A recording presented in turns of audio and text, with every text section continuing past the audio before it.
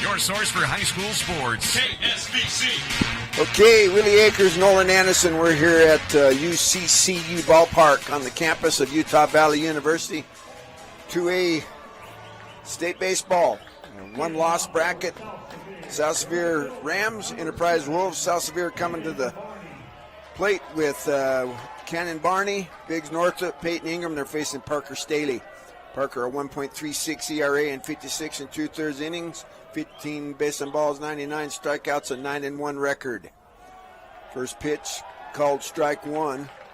Cannon Barney, who comes in with a 3.54 average, 22 runs batted in. Yeah, Parker Staley likes to work fast, quickly strike one on the mound. Curve ball stays out for ball one. Yep, good tail-in fastball, going to tail in on the right-handers, and got a good sweeping curve ball. Yeah, and Cannon Barney taking his time, which is what you've got to do if you're South Sevier. You want to throw off the rhythm of Parker Staley. 1-1 pitch on its way. That curveball, Cannon fouls that off to the right-hand side. And Cannon's one of them, likes to step out anyway, just pretty much. Shouldn't be hard for him, but everybody else is going to have to follow suit. Yeah, and not only does he work fast, once he goes fast. If you watch him, as soon as he starts to move with his feet, he comes pretty quick. So, try to disrupt his rhythm, make him wait on you as far as the batter. So the 1-2 pitch, whooping in.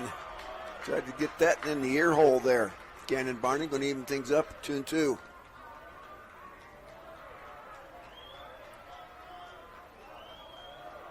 So the 2-2 pitch on its way. Took a little something off. Cannon lifts that foul to the right-hand side. Yeah, Cannon, a good leadoff hitter for Coach Eric Baker and the South Sevier Rams team. He likes to,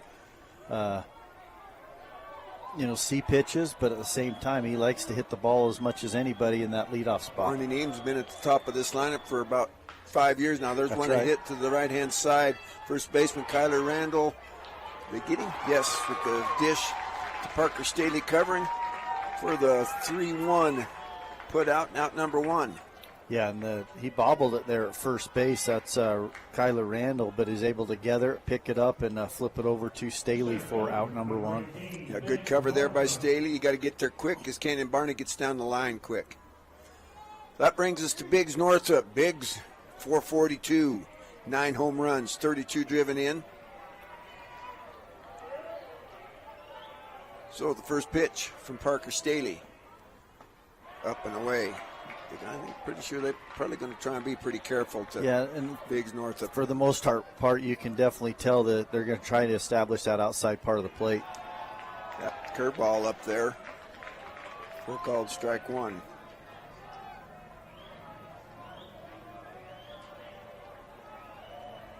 Next pitch, curveball, strike two. Yeah, Biggs knew it. It was a pitch that he was ready to swing on, but he didn't want to necessarily hit that curveball, so he let it go. Next pitch is the high heat, and it gets by him for strike one, or the first strikeout, out number two. Yeah, and that's where South Sevier is going to have to they're going to focus on, you don't want to necessarily swing first pitch curveball, but at the same time, if he's going to continue to throw first pitch curveball and second pitch curveball, they're going to have to start hitting that pitch. Here's the first pitch to Peyton Ingram's a called strike one on the curveball. Yeah, and he starts him, like I said, first pitch curveball, probably coming back again. He likes to get that curveball early and then challenge with the fastball. Oh, that gets him on the shoulder. So, first freebie given up by Parker Staley on the hit by pitch. That'll bring us to Canyon Okerlund. Canyon, a 333 hitter, 5 driven in on the season, batting from the right side. Yeah, Parker Staley wanted that ball as they threw out a different ball after he just hit Peyton Ingram, and he threw it back in. The umpire looked it over, said, yep, it's good, and threw it back out. So the first pitch, upstairs for ball one. One thing you have to be ready for is that fastball. You cannot be late on the fastball. You got to be able to make sure that you're looking fastball first and then adjust to his off-speed pitcher. That fastball will sneak right past you. Yeah, he hides that ball good. It's just all of a sudden you got that long arm kind of cocks things back there. And you see your elbow, and then all of a sudden you see the baseball coming at you. Yeah, and you can see why Parker Staley's been the ace for this Enterprise Wolves team. Is he not only throws fastball, curveball for strikes, but he throws them where he wants. He hits his spots and his location really well. Tries to get him to go for one up and out, but no go.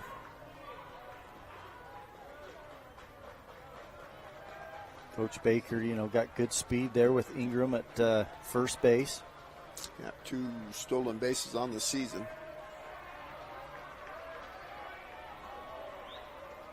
Next pitch, curveball, it's whipped into left field. That's going to get down. That's going to roll all the way. That's going to be a stand-up double off the bat of Canyon Okerlund. And Canyon Okerlund, obviously the 4-hitter on this team, in a really good South Sevier lineup. We saw him last year at the state tournament against, I believe it was Beaver, hit one out, and right there he hits one down the left field line for a double and moves Ingram up to third base. And so with 2 outs, Freeman comes to the plate, and boy, he was dangerous on Tuesday, wasn't he, Willie? Yep, 2 home runs, grand slam, and what was it, a 2 or a 3-run homer? 2-run homer, yeah. So he comes in hitting 270. 2 home runs, 12 runs driven in from the left-hand side. Swing and miss. The first one upstairs for strike 1. Yeah, pretty good hack that time from Riker Freeman. He'll be doing the pitching duties for South Sevier. Chance to give himself a lead and give himself a little bit of advantage as he goes and takes the field. Next pitch, it's fouled right back here over our head for a quick 2 strikes.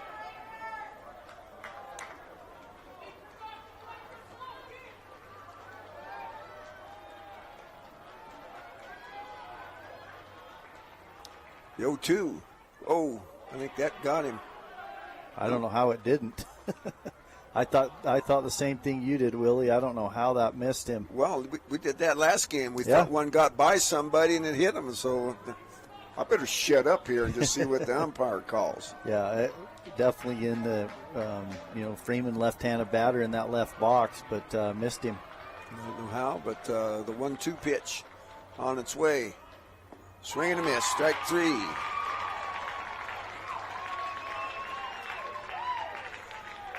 So, for South Sevier in the top of the first, no runs. They do on 1 hit. There were no errors. There was 1 runner or 2 runners left on base. So, that's into the first half inning. It's 0 for South Sevier. Enterprise coming to bat. We'll be back at MidUtahRadio.com, TeamHive.live, V6 Media, and KSL Sports.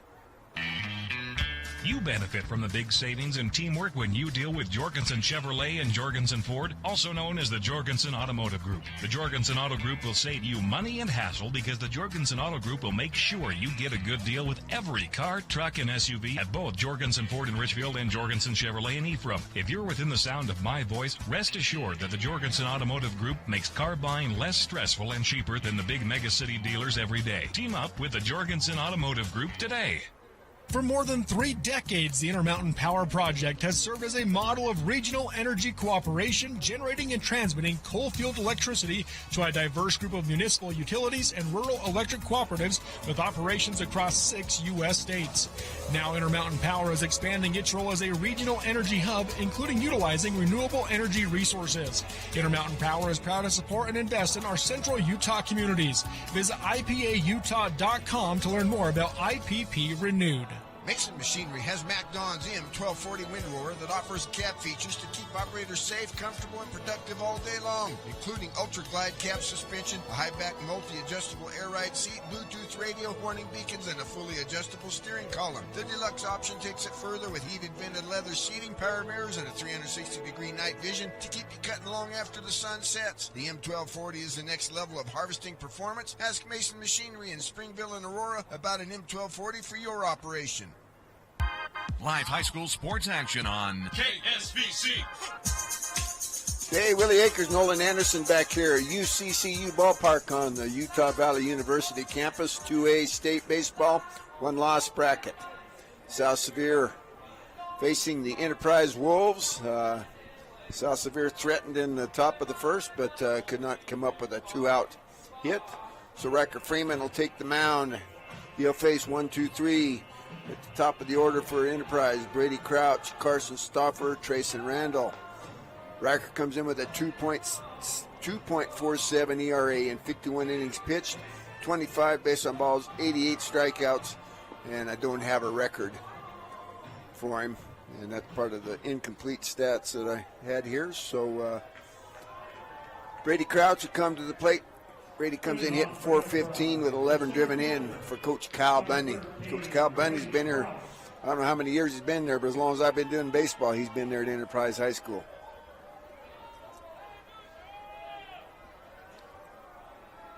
Yep, looks like things get maybe a little sunshine here before the day's over.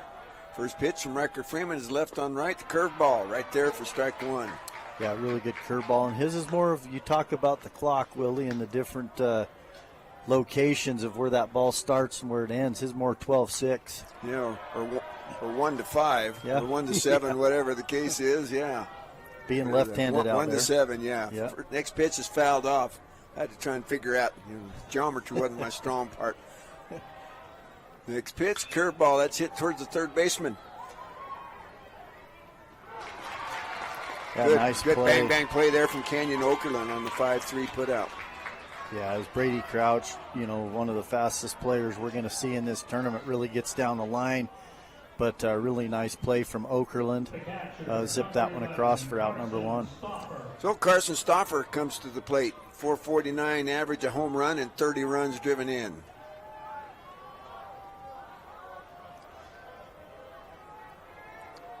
Here's the pitch. Fastball right there on the inside corner.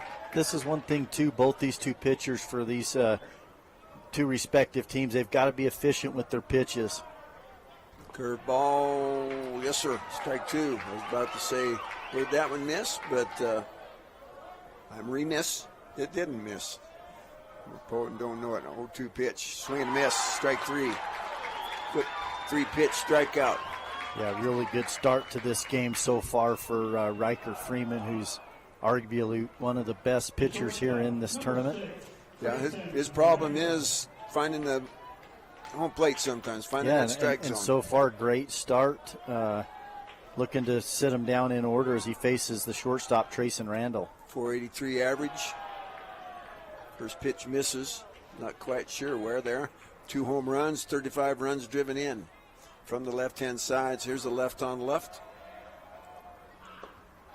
Next one stays upstairs.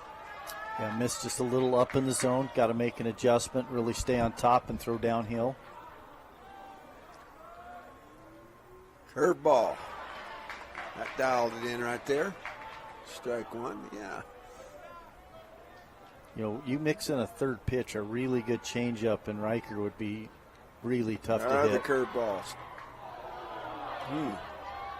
Boy, the fans didn't like that one. That one looked pretty good.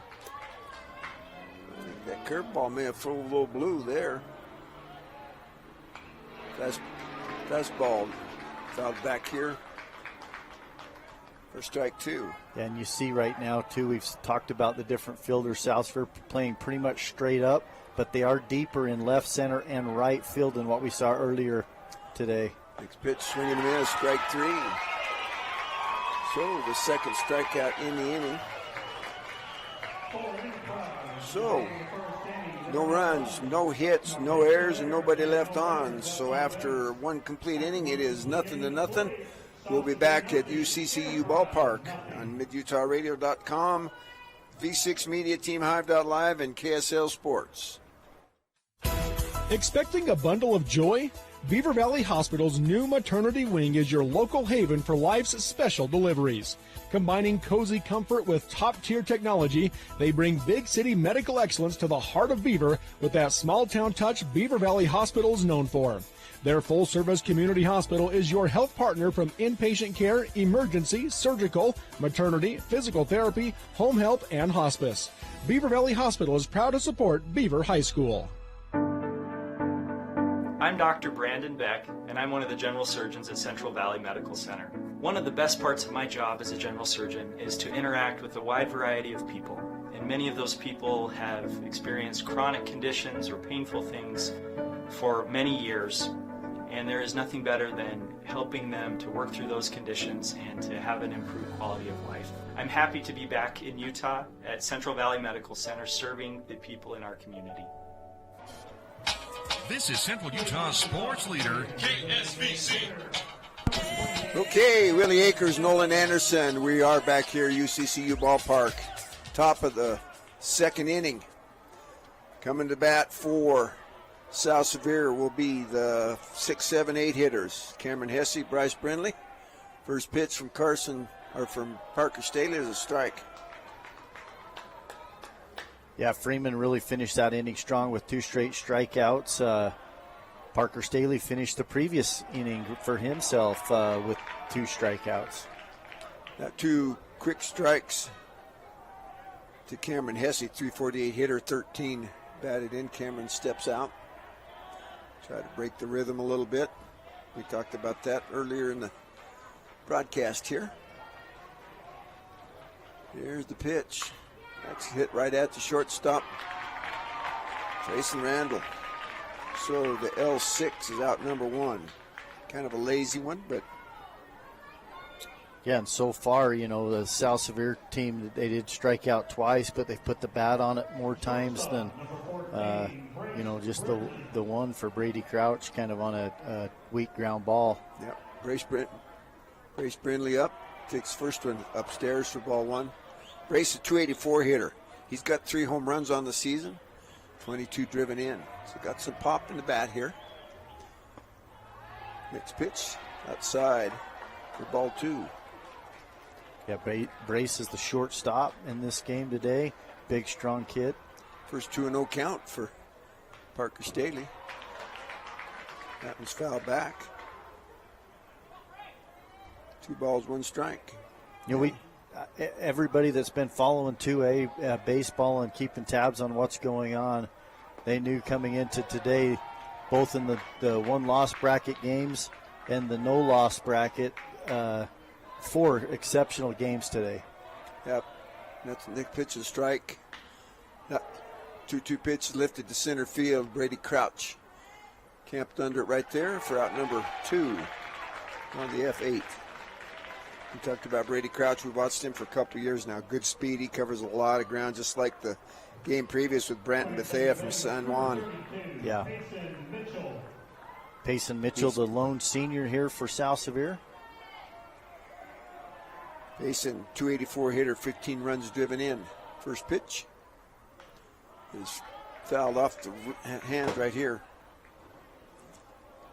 Coach Anna just about had that one. I was reaching for it. So the 0-1. That is down the stairs for ball 1. Yeah, evens count at 1-1. Payson Mitchell, second baseman. That was lifted softly to center field. Crouch not going to be able to get that one, so that's going to drop in for the base hit. Yeah, it's the second hit of the game for this South Sevier Ram baseball team, and really nice job in center field by Brady Crouch. What he did is he came charging in hard. He realized he wasn't going to get it, so he put the brakes on and stopped.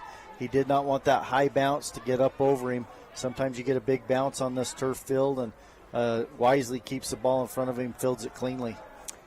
Jagger Red, 247 hitter, 20 runs driven in with 2 outs. First pitch. Right there for strike 1. Yeah, a good arm. Carson Stauffer back there behind the plate. Got to be careful. Payton with just 3 stolen bases on the season. Next pitch outside for ball 1. Yeah, just outside, just missed. But Parker Staley wanting to work that outside part of the plate. Doesn't want to get too many pitches on that middle half of these South Sevier hitters. Carson Stauffer getting the signals from the dugout. A lot of the ball clubs use the, what's it called, the little walkie-talkie earpiece system. Mm-hmm. Call the pitches that way. It's helped really speed the game up, in my opinion. Swing and a miss. And a good fastball right down the middle. A lot quicker for the coaches to read. Would have never worked for me. I can't hear that sound on walkie-talkies and stuff like that. And you've seen it in the major leagues, too. They put it, for the pitcher to the catcher now, so they don't have to sit and relay so many signs. They can just hit which pitch they want, which location. So Jagger steps out, calls for time, and gets it. Got 2 outs. Runner at first, that's Peyton Mitchell. 1 ball, 2 strike count here. Top of 2. Scheduled for 7. Next pitch.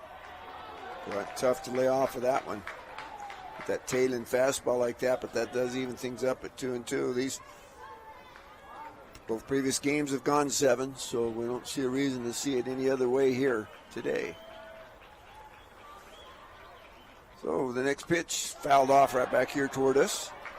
Yeah, good piece of hitting so far. Jagger Red battling, doing anything he can to try to turn this lineup over and get it back to the top of the order in Cannon Barney.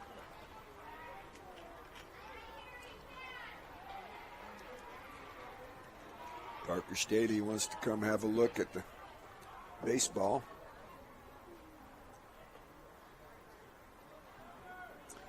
I didn't know an umpire could take a ball from him and give him back the same ball. I thought it used to be if you requested it at least once per inning, you got the new baseball. That's right, well, one of those umpiring ball games as well. So. Okay, counts 2-2. Jagger steps out again, not happy with the pace of things here. He's in, Staley's ready. Here's the pitch. One's just kind of lifted towards the center fielder. He comes in. We talked about Brady Krautz's speed. So the F8 will end things. No runs, 1 hit, no errors, and 1 runner left on base after 1.5. Still 0-0.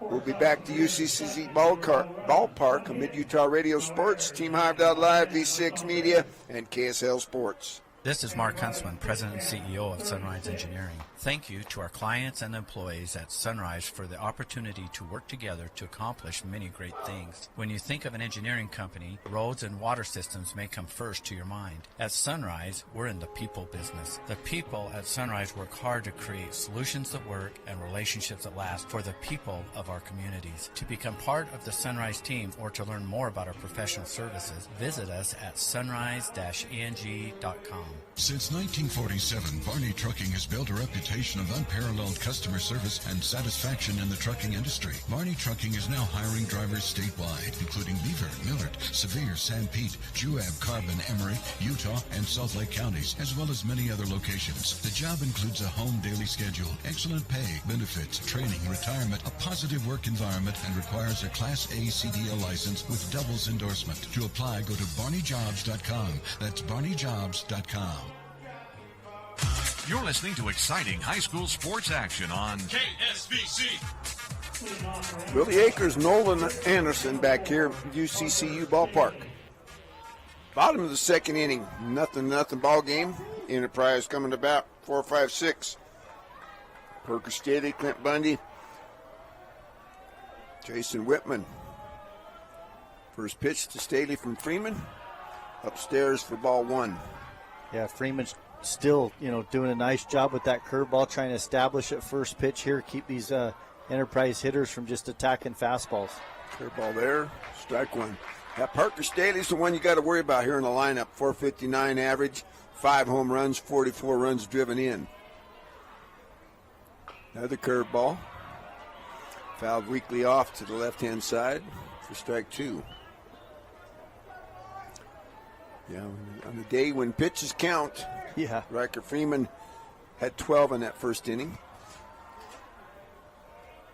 Next pitch stays upstairs, tries to put a little extra on the heater. Yeah, I don't mind that. Change the eye level and then maybe come back to the curveball right here, see if you can't get him to swing over the top of one of them. There's the pitch. There is the curveball. He didn't fool Staley. Got out ahead of that one, fouled it off. If you're going to get that to Staley, you want to get that down and in a little bit more. Here's the pitch. Swing and a miss on the hard one.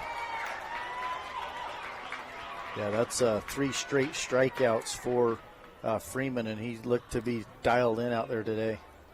Third baseman, number 5. So that'll bring up Clint Bundy, third baseman, .432 average. He's got 3 home runs and 37 driven in.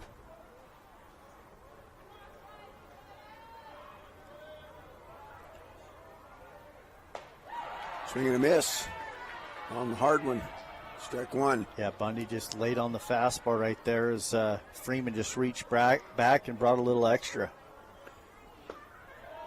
Put a little extra on that one, but it stayed upstairs. So I say, if he had a changeup, man, he would be deadly out there. That one's in the dirt. They're going to appeal to the first base umpire. He says no. Bundy had offered on it. Yeah, you get sitting on the fastball or even the curveball, and then if he was able to throw a really good straight change, he would be tough to hit. Yeah, I thought that I saw him in one of the ball games earlier this year working on a straight change. We haven't seen one yet today. And you know, there's a good tailing fastball. It's going to catch the corner. You know, if you're going to pitch consistently 80, 90, 100 pitches, you're really going to need that third pitch. Yeah. Well, he's done a nice job to battle back to full here. Swing and a miss. 4 straight strikeouts. Well, you look at the pros now. It used to be that was the thing there. 3 pitches and you're going to do all right. Now we got these guys 5, 6 pitches doing some crazy stuff. Yeah, really. But Freeman, I'm impressed. I've seen him before. I know what he's capable of doing. But right there, he got behind 3-1. He came back, challenged the hitter twice, gets the strikeout. Yep, challenging again to Trayson Whitman, a .333 hitter with the hard one right down the middle. Fouls it off. Looks like it got Peyton Ingram. You know, and that's what's tough about Freeman is he's got a really good curveball, so you can't just scoot back in the box and shorten up and hit his fastball. You got to be able to hit both pitches. Curveball stays up on that one. We talked about the head controlling the left and right, the glove controlling the up and down. Sometimes he has a tendency to just fall away. That one right there, tucked that glove back in there, got good break, good movement. Yeah, that one really had some good bite to it and kind of fell off the table. The next pitch. Put a little something on her, see if he could get 5 in a row, but that one stays upstairs. He's a gamer. We've talked about it, Freeman. He's a gamer. He's competitive. Next pitch, that's the curveball. That's fouled off weakly towards the Enterprise dugout. Count will remain 2-2.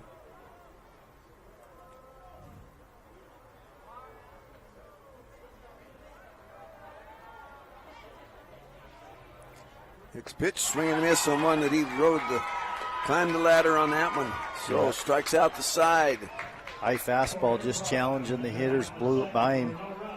No runs, no hits, no errors. After 2 complete, still a 0-0 ball game. We'll be back to UCCU Ballpark on the Mid-Utah Radio Sports Network, B6 Media, Team Hive, Live, and KSL Sports.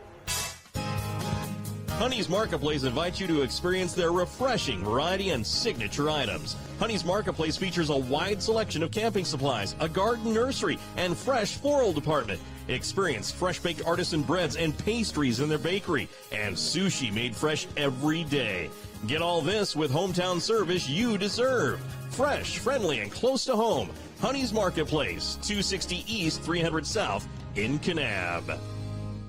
For more than 3 decades, the Intermountain Power Project has served as a model of regional energy cooperation, generating and transmitting coal-fueled electricity to a diverse group of municipal utilities and rural electric cooperatives with operations across 6 U.S. states. Now Intermountain Power is expanding its role as a regional energy hub, including utilizing renewable energy resources. Intermountain Power is proud to support and invest in our central Utah communities. Visit IPAUtah.com to learn more about IPP Renewed. Connection for high school sports. KSBC. Okay, Willie Akers and Nolan Anderson. Cannon Barney will come to bat against Parker Staley here in the top of the 3rd inning. Takes first pitch for strike 1. Yeah, he kind of shrugged his shoulders and shook his hands right there. He realized that's a pitch he should have been ready for and wishes he had back. The next pitch stays upstairs for ball one. So far, lots of zeros out there. We're here top of the third. The only thing that's not a zero is the 2 hits for South Sevier.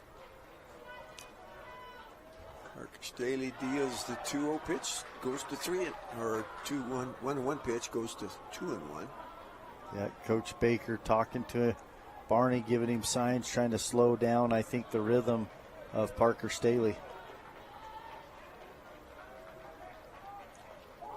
2-1, Barney stretches and fake that he was going to bunt and take strike 2. I don't know why you do that. You give the pitcher a target to throw and he at. kind of tapped his chest with his right hand and told Coach Baker, that's on me right there. 2-2 pitch.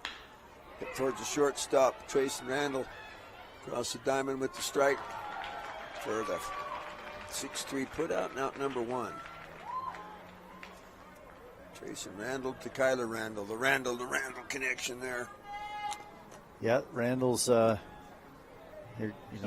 guessing those two are brothers. I know Trace and Coach Randall, Bud Randall, the basketball coach down there. Enterprise getting the championship there this year in 2A basketball. So the first pitch to Biggs Northrop is a strike. Curveball catches that outside corner. Yeah, Biggs got chasing the fastball up in the zone for strike 3, but he's a good hitter. He's going to learn from that first time up to bat against Staley here today. Next pitch stays outside. Biggs Northrop, 442, 9 home runs. There's one that's driven towards Crouch at center field. And he's right there for the F8, out number 2. Yeah, and that time Biggs really squared that one up. He hit that ball really well, but just right at Crouch in center field. Sometimes you're going to do that, but that was a lot better at bat that time from Biggs Northrop, and he's got to feel good about the adjustment he made from his first time up to his second time right there. That brings up Peyton Ingram. You're going to take the first pitch for strike 1. Yeah, you see Carson Stauffer catching right there, get right down on his stretch out that leg. This time he's up on his haunches. That's it towards the shortstop, Randall. He's got it from his knees. Nope, I didn't think he was going to get it from his knees. Peyton Ingram gets down the base path pretty quick, so you're going to have to get up and make a good strong throw. It was a strong throw. I'm not saying it wasn't, but not strong enough. Yeah, well, and anytime you have to lay out and make a play there at shortstop just to field it, 9 times out of 10 you're not going to, regardless of getting up or throwing from your seat of your pants, you're not going to get that runner. Carson Stauffer was following the runner down there. If that ball gets by, like you say, we got a lot of room here in foul territory. Brings up Canyon Okerlund. Canyon had that double his last time up. A double right here would score a run more than likely. First pitch, swing and a miss. He's looking for a little bit more than a double on that one. Peyton, according to Max Reps, just 2 stolen bases on the season.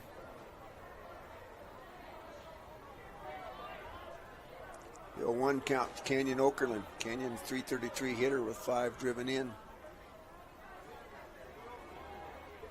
Here's the pitch. Swing and a miss, strike 2. Yeah, they got to lay off the high fastball if they're going to be able to continue to put pressure on this Enterprise defense and get to Parker Staley. Get a pitch down below the hands that they can actually drive. They still do have the 3 hits on the board, but they're getting them few and far between. So the next pitch, race pitch outside there. Tried to get him to chase one out there in the turf dirt, but it was way out there in the turf dirt. 1 ball, 2 strikes, 2 outs. Runner on first. Still a 0-0 ball game. Here's the pitch. Swing and a miss. Strike 3. Yeah, so Okerlund goes down, yep. Right through that fastball, but they still, like I said, they're getting to him, but they're just not really putting a bunch of hits together. 3rd strikeout. So no runs on the 1 hit, no errors, 1 runner left on. After 2.5, it's still 0-0 with Enterprise coming to bat at UCCU Ballpark on the Mid-Utah Radio Sports Network, TeamHive.live, V6 Media, and KSL Sports. Drive for a winning team. DP Curtis Trucking works hard to move America and get their drivers home on the weekend. DP Curtis hires reliable drivers with competitive starting pay and raises after 90 days. Employment options include insurance, 401k, paid vacation, and attainable bonuses, and more. Why would you drive for anyone else? Call DP Curtis Trucking for details, 435-893-2900. That's 435-893-2900, or click on dpcurtis.com. Are you feeling overwhelmed, anxious, or struggling to cope with life's challenges? You're not alone. Finding the right support is the first step towards healing and wellness. Ryan Eddins, a licensed clinical social worker at Gunnison Valley Hospital's Family Practice and Wellness, is a trusted mental health professional who uses a variety of psychotherapy treatments, including EMDR, to help his patients take charge of their mental health and start living a more fulfilling life.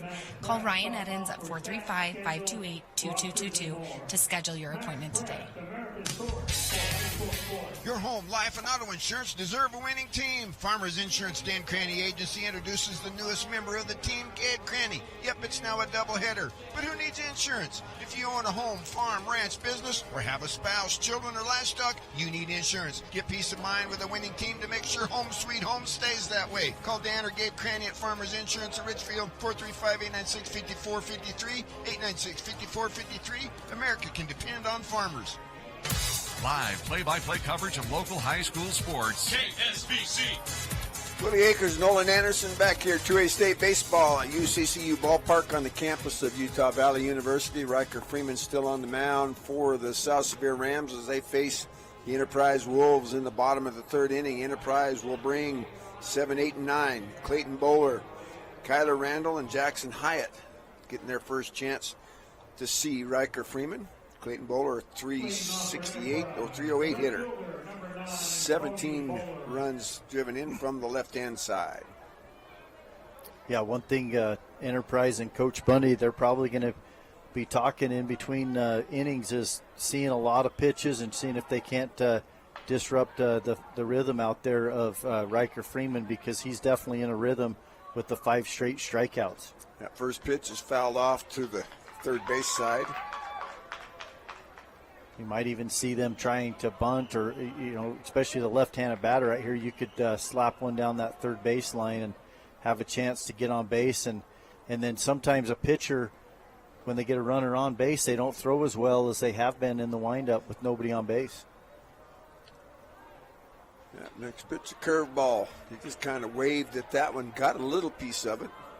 Yeah, Buller stepped out of the box and kind of hit the bat on the ground right there. He realized that was maybe not one of his best swings, but now he finds himself down 0-2, and he's going to have to battle here. So the 0-2 on its way. Hit right back at Freeman. Freeman comes off the mound, throws first base for the 1-3 put out, and out number 1.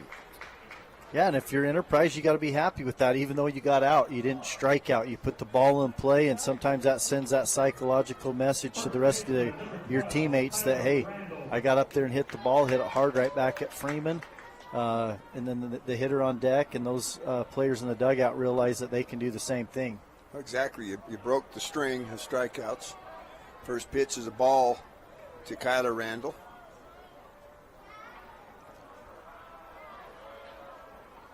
Next pitch, fouled off to the right-hand side. Good fastball.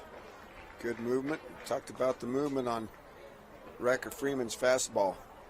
Well, in South Sevier, they're here because they had a tough loss to Grand. They went into that game with Grand. They had a 4-1 lead going in the bottom of the 7th and ended up losing that one. And curveball.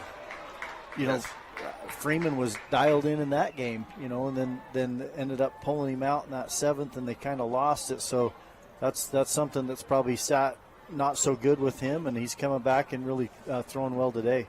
Yep, jammed Randall on that one. Run that fastball in underneath the hands.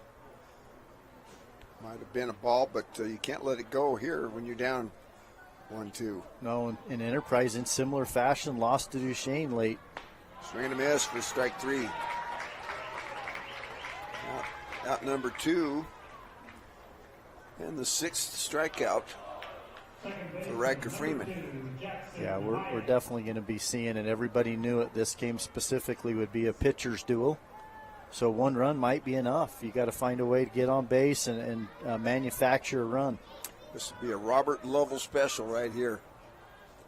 First pitch bunted way up in the air. That bunt's going to get clear back here into the stands. Bouncing around, got the kids dashing around for that one. Just a strike. Jackson Hyatt, 225 hitter, 10 driven in. The other thing, this Enterprise lineup always has a lot of left-handed bats, but you're facing a tough lefty, and that makes it even more difficult for their lineup, which normally they're seeing lots of right-handed pitchers, and so Freeman has the advantage facing these lefties. Well, you know, a lefty always tends to get just a little bit of rise on that fastball anyway, but Riker Freedom with the velocity, he seems to generate just a little bit more of that up and down. I'm not sure what Coach Bundy's out there talking to the umpire about. Freeman takes the opportunity to go to the rosin bag back there on the back side of the mound. Yeah, I don't know if he was trying to say, hey, didn't he tick his glove right there on that last swing? Catches, yeah, that's the only thing. I mean, 0-2 well, the count. 0-2, yeah. Nope, that come right back here toward us. I was ready. Yeah, you seen in the major leagues the old catcher interference. Did you see that recently? Yeah. Catcher broke his wrist right there, arm, just reaching out. Got to let that ball come to you. Curveball. Doggy, that missed.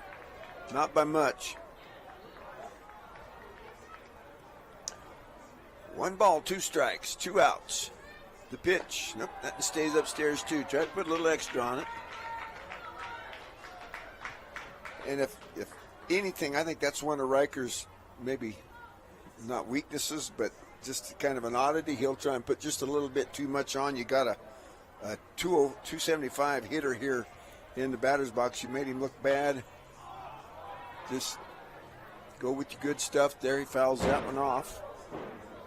Yeah, good piece of hitting right here out of Jackson Hyatt. You know, he's battling. He's not just taking. The key, too, is he's not taking that big swing. Some of these Enterprise hitters have not shortened up with 2 strikes. They've had the same swing. Yep, 7 pitches thus far. He's going to work it to the full count. Well, and really good job there. South Sevier fans wanted that one. It was up in the zone, and Hyatt stayed off it. So the count's full. Got as far as you can to Hyatt. Going to get him right there on the window shopping for out number 3 and the 7th strikeout. No runs, no hits, no errors, nobody left on. Sounds like a broken record, but after 3 complete, it's still 0-0. South Sevier coming to bat in the top of the 4th inning. We'll be back on the Mid-Utah Radio Sports Network, V6 Media, TeamHive.live, and KSL Sports. Johnson DeMille Engineering was founded in 1982 with a simple mission: to shape the quality of life where we live, work, and play. We are proud to serve by providing clean water, increasing access to nature and recreation, protecting homes from flooding, designing safe wastewater systems, and connecting our communities. It is our goal to create a place where people want to live, work, and enjoy life. Johnson DeMille Engineering, shaping the quality of life. It all starts with a Chevy truck. Chevy Silverado with the Turbo Max engine and best-in-class standard torque. And Chevy Silverado HD with up to 14 available camera views. Do more in a Chevy truck. Get yours now. Get $5,750 total value on this Silverado when you trade in an eligible vehicle. That's 10% below MSRP. See your Rocky Mountain Chevy dealers. Decades, the Intermountain Power Project has served as a model of regional energy cooperation, generating and transmitting coal-fueled electricity to a diverse group of municipal utilities and rural electric cooperatives with operations across 6 U.S. states. Now Intermountain Power is expanding its role as a regional energy hub, including utilizing renewable energy resources. Intermountain Power is proud to support and invest in our central Utah communities. Visit IPAUtah.com to learn more about IPP Renewed.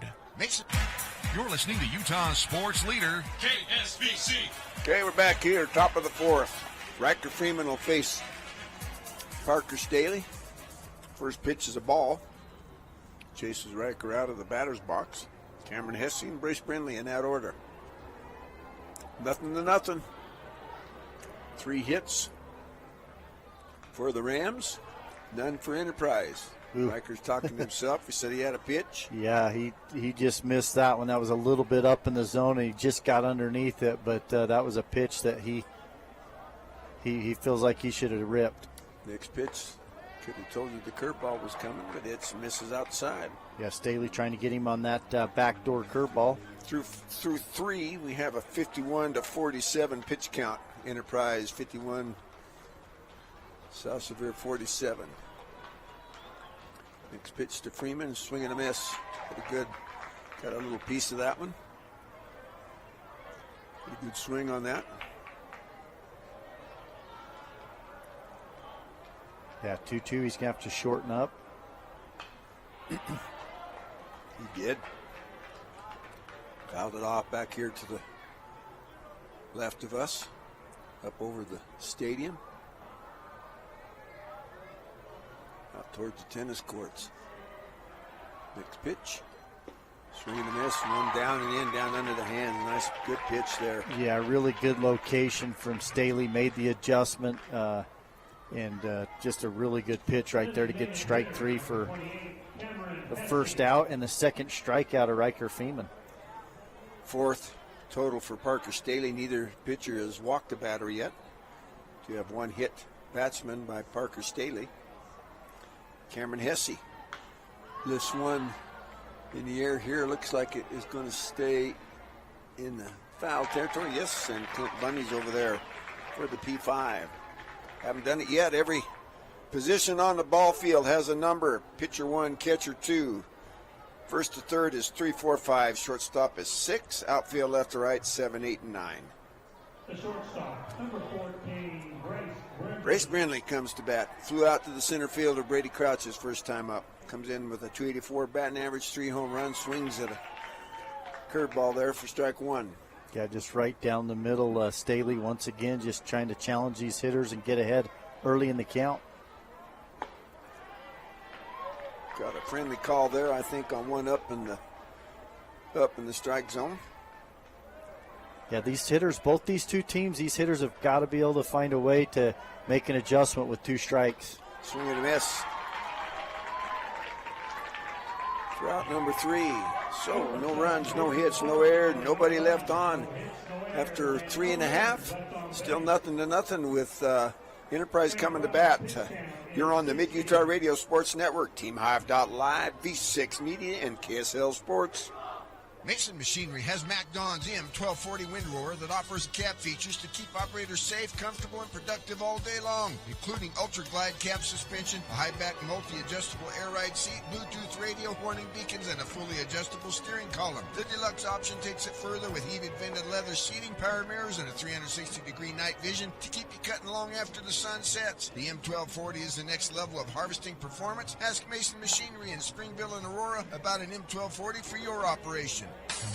San Pete Steel in Moroni was founded in 1994 and is one of the major steel construction companies in the Intermountain West, specializing in structural steel fabrication and erection. San Pete Steel's impressive portfolio includes the Hale Theater in Sandy and structures on the campuses of the University of Utah, BYU, and UVU. San Pete Steel in Moroni, where their motto is done right and on time, at 685 East Main in Moroni. Call 800-261-1026, 800-261-1026, or sanpetesteel.com. Your home for high school sports. KSBC. Bottom of the 4th inning, Enterprise will come to bat, facing Riker Freeman with Brady Crouch, Carson Stoffer, and Trayson Randall. Just their second look for Brady. He grounded out to the third baseman his first time up. That one's inside for ball 1. Brady's right on top of the plate. Yeah, Brady's one of 2 people, him and Clayton Bowler, to even put the ball in play off of Riker Freeman today. So, ball 2.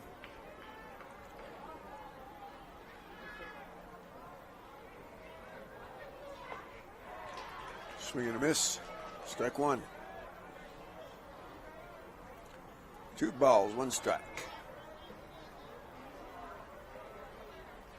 That was fouled off. Even things at 2-2. Had the pitch counts. What did I say that was? We were at 61 for Parker Staley, 46 coming in for Riker Freeman. See how he is at the end of this inning to see how we stack up. Fouled off to the left-hand side.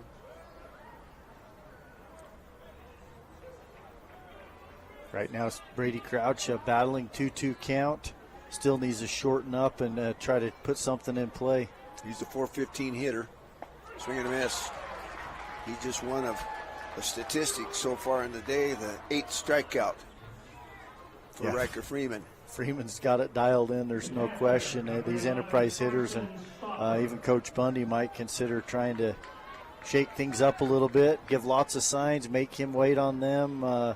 South Sevier playing fairly back, as far as the infield, so there's room. Maybe try to push something, get a base hit on the ground. That's going to get into, that's going to go all the way to the wall. That one hops, that's a stand-up ground rule double for Carson Stauffer. Well, just like that, Carson Stauffer changes the game a little bit because you can have all the strikeouts in the world and no hits until a double that bounces over the left center field wall. And now you got your first chance to have an RBI right here and score a run if you're Trayson Randall. Mentioned earlier, Trayson Randall, his uncle's Bud Randall, the basketball coach down there. So that's his uncle. Appreciate Robert Lovell getting us that info. And now he's got a chance batting from the left-hand side. Mid-Utah Radio Sports Encyclopedia of Facts, Robert Lovell. Trayson Randall, .483 hitter, 2 home runs, 35 driven in, curveball. Strike one. Yeah. Once again, that curveball just kind of one of those pitches that's really had these hitters have to stay back and can't just unload on a fastball. That one's driven to center fielder Biggs Northup's over. Got it. Tag up. No, you don't. That's probably the one guy on the outfield you don't want to challenge. On the F8 and out number 2. Well, that's still a good sign, though, for Coach Bundy and the Enterprise Wolves is, they start the top of the order with Brady Crouch getting a strikeout, but then a double, and then a pretty well hit ball to center field the second time through the lineup because these batters really struggled that first time through seeing Freeman. Yeah, here's Parker Staley, .459, 5 home runs, 44 driven in. He's been a strikeout victim his first time up. First pitch into the turf dirt for ball 1. Got turf dirt, we've got turf doubles, turf triples. Just saw a turf double hit that turf out there in left center field and took that big high bounce that it probably wouldn't on dirt or grass. Next pitch, upstairs. The ball 1.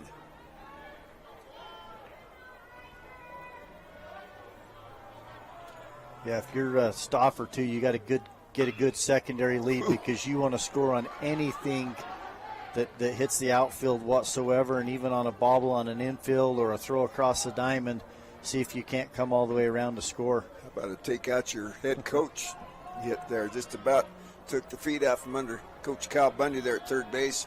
Ripped that one foul. Next pitch. It's going to get away from Peyton Ingram. Go all the way to the backstop.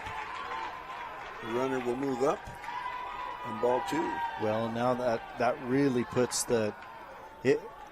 if I'm Parker Staley, I'm sitting straight fastball right here because I don't think they're going to try to risk throwing another curveball or something that might get down in the dirt and bounce away and give up that lead run. So if you're Staley, you got to be sitting fastball right here and jump all over it.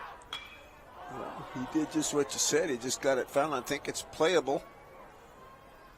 Jagger Reds over there. He's got it. For out number 3. So the P3 is out number 3. So no runs. They do finally get one hit. There's no error, and there was one runner left on. So after 4 complete, still 0-0. We'll be back to UCCU Ballpark on the Mid-Utah Radio Sports Network, V6 Media, TeamHive.live, and KSL Sports. Embark on your journey to radiant skin with Sam Pete Skin Bar. Whether you are looking to address specific skin concerns, kickstart your skincare routine, or simply indulge in relaxation, we've got you covered. Facials, microneedling, seasonal chemical peels, and more. Located at 210 West Main Street in Mount Pleasant, Utah. Visit our website at sampeteskinbar.com or call or text 435-314-6024 to book your appointment today. San Pete Steel in Moroni was founded in 1994 and is one of the major steel construction companies in the Intermountain West, specializing in structural steel fabrication and erection. San Pete Steel's impressive portfolio includes the Hale Theater in Sandy and structures on the campuses of the University of Utah, BYU, and UVU. San Pete Steel in Moroni, where their motto is done right and on time, at 685 East Main in Moroni. Call 800-261-1026, 800-261-1026, or sanpetesteel.com. Beaver, Millard, Sevier, San Pete, Juab, Carbon, Emery, Utah, and Salt Lake counties, as well as many other locations. The job includes a home daily schedule, excellent pay, benefits, training, retirement, a positive work environment, and requires a Class A CDL license with doubles endorsement. To apply, go to barneyjobs.com. That's barneyjobs.com. Complete coverage of local high school sports on KSBC. Willie Akers, Nolan Anderson back, UCCU Ballpark, 2A state baseball, one-loss bracket. We got a dandy going here, 0-0 right now, top of the fifth. South Sevier will come to bat, facing Parker Staley again. And he will face the 8, 9, and 1 hitters, Peyton Mitchell, Jagger Red, and Cannon Barney. First pitch, ball one. Yeah, Payson Mitchell had a single his first time up, playing second base. Swing and a miss on a good fastball. Yeah, that Coach Baker over there in third base telling him, hey, when he separates the hands, you got to be back and loaded, ready to go. He lifts foul to the right-hand side. I think that's going to get out of play. Carson Stoffer's over there. But that bouncing high enough to almost go back up over the veranda here. Got the Beaver team sitting right there. Give them a chance to get warmed up with a foul ball. They'll be playing the next game here against Kanab. Kanab the 1 seed, Beaver the 4 seed. That'll start at 4:30. Or thereabouts. 1 ball, 2 strikes. Catches him looking. Little window shopping there by Peyton Mitchell. For out number 1 and the 6th strikeout for Parker Staley. Yeah, it's going to bring up Jagger Red. And we saw Jagger Red make that final out of that last inning on that pop-up from Parker Staley. And he kind of had to battle it in foul territory, but when he caught it, you saw him trying to fire his team up, and we'll see how that relates to the bat here. Curveball. Strike 1.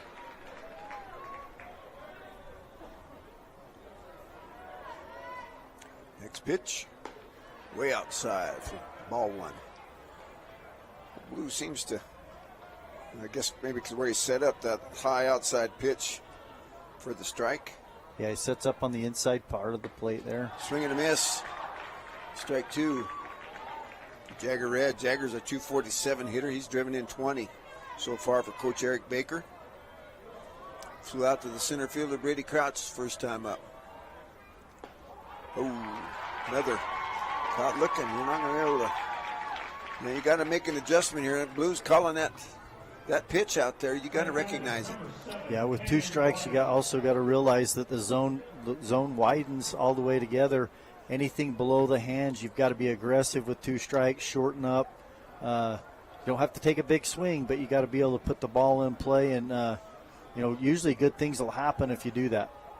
And Barney squares like he's going to bunt, pulls it back, takes ball 1.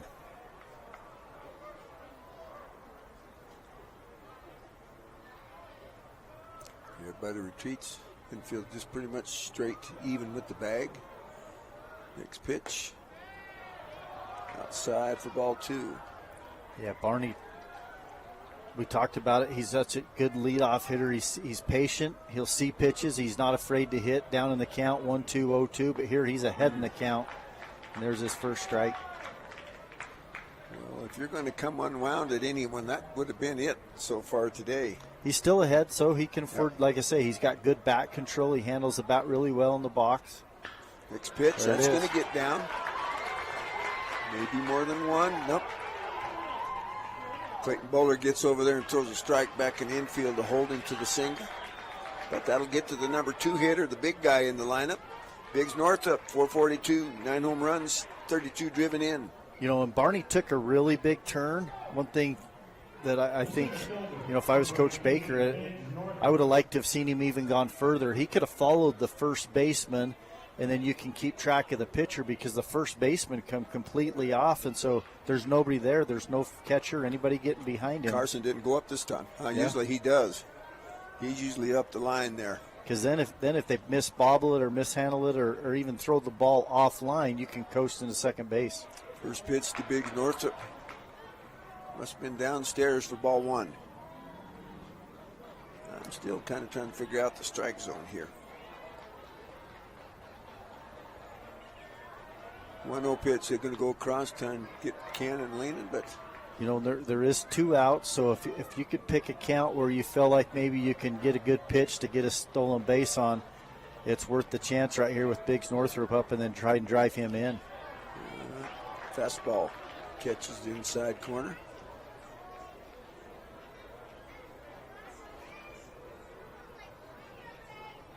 I think you do it with 2 strikes, though. You know, and you want to take the bat out of Northrop's hand. There's that high outside strike. There's your again. 2 strikes now, so you might want the same thing. Yep. Consider it because even if you do, if you do get thrown out, you start the inning with Northrop up. But if you get him down there, now you got a chance with 2 strikes, 2 outs to get a base hit and get the first run on the board. You know, maybe take a chance on first movement. You know, get you good lead, good secondary, and then first movement.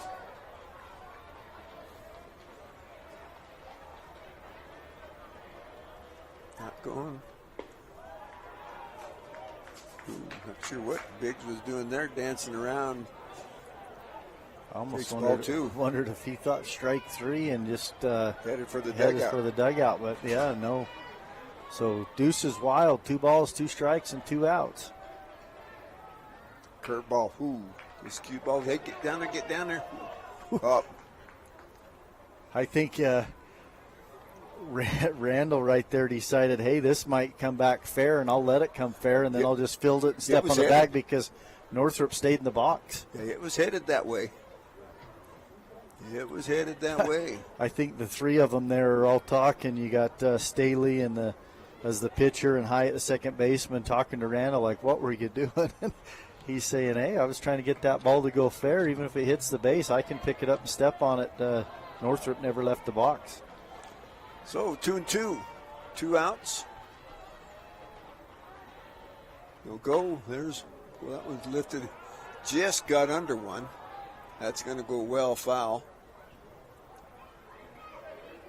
Biggs had a pitch to hit, was just a little bit early. Yeah, he did, and that's the thing with Biggs. And you talked about, take the bat out of his hand. He's capable of, with one swing, making this a 2-0 game for Sal Sevier. So he's got to protect still. He's 2 strikes on him, and just after that big swing right there, got to be ready. He's probably going to see something on the outside corner, so he's going to have to forget home run and see if he can't find a gap over there on that right side. You look where Stauffer's set up. Big swing, strike 3. Out number 3. So, no runs, 1 hit, no errors, 1 runner left on. Still 0-0. That is the 3rd hit. 4th hit. No errors still, and the 3rd runner left on base. So, after 4.5, it's still a 0-0 ball game. We'll be back at UCCU Ballpark on the Mid-Utah Radio Sports Network, TeamHive.live, V6 Media, and KSL Sports. Barrett's Food Town has been your hometown grocer since 1935, earning your business every day with its fast, friendly, and convenient services. Barrett's meat department is second to none. You don't have to call someone out of the back room to get that special cut of meat you desire and deserve. You don't have to play card games or put up with troublesome gimmicks. You save money every time you shop Barrett's Food Town. Barrett's Food Town supports local schools and sporting events. Shop Barrett's Food Town in Salina or click on barrettsfoodtown.com or follow Barrett's on Facebook. In the beginning, glass repair meant a long trip to the city. Inconvenient, but it got the job done. Then came the big chains, quick but costly. Then Clear Sight Glass Solutions rolled into town. For 15 years, they've been making your life easier with mobile and in-shop services. Because they're local, and they genuinely care about keeping you safe on the road. They even recalibrate for new models. Visit them on Main Street or at clearsightglasssolutions.com. Keep it clear, keep it local with Clear Sight Glass Solutions in Nephi. your source for high school sports. KSBC. Willie Akers, Nolan Anderson back here for the bottom of the 5th inning. And the Enterprise Wolves will come to bat against Riker Freeman in the bottom of the 5th inning with 5, 6, 7. Clint Bundy, Trayson Whitman, Clayton Bowler. So far, 8 strikeouts in the ball game for Riker Freeman. And we have 7 for Parker Staley. So that's the pitching duel that we expected has materialized. Yeah, it really has. Both these two teams still looking to get the first run on the board. South Sevier leads in hits. They've got 4, just to Enterprise's 1. Looks like we got maybe a little chance of some light rain. Might get a little sprinkler here already. First pitch. They say he did not go. So ball 1. Yeah, it looked like he was able to hold off, but Clint Bundy almost chased that one. 432 hitter fouls that next pitch off to the right. Yeah, that was a pretty good swing that time from Bundy. Just a little bit, dropped the hands in the backside a little bit, got underneath it, fouled it straight back. Oh, that gets him. So that's the first freebie given up by Riker Freeman. It's a hit by pitch, just like his counterpart, Parker Staley. Yeah, that's really the first blemish from Freeman. But what's more dangerous about that is it's with no outs. So now you've got a runner at first base for Enterprise with no outs. You know, I'm not sure how well Whitman, handles the bat as far as being able to bump, but I would think Coach Bundy's going to try to lay one down, move a runner. Clint Bundy with 2 stolen bases. Yeah, he tried, but yeah, who knows? Whitman could not get it on the ground. I think he sticks with it personally. If you're, I think you have to. You have to. You got to try to get that runner to second base and have 2 chances to knock him in. Yep. No chance there.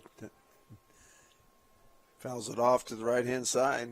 I guess you could try it with 2 strikes, but going to have to show a little bit better technique than what he's showing there right now. Yeah, that's why I say, never know how they handle it and how well they do in the box with that. But Riker looks like he might have caught things up a little bit in the turf out there. It's a ball inside. 1 ball, 2 strikes. Comes back with that curveball that's hit sky high to the right side. Payson Mitchell over. He's got it for the P4 and out number 1.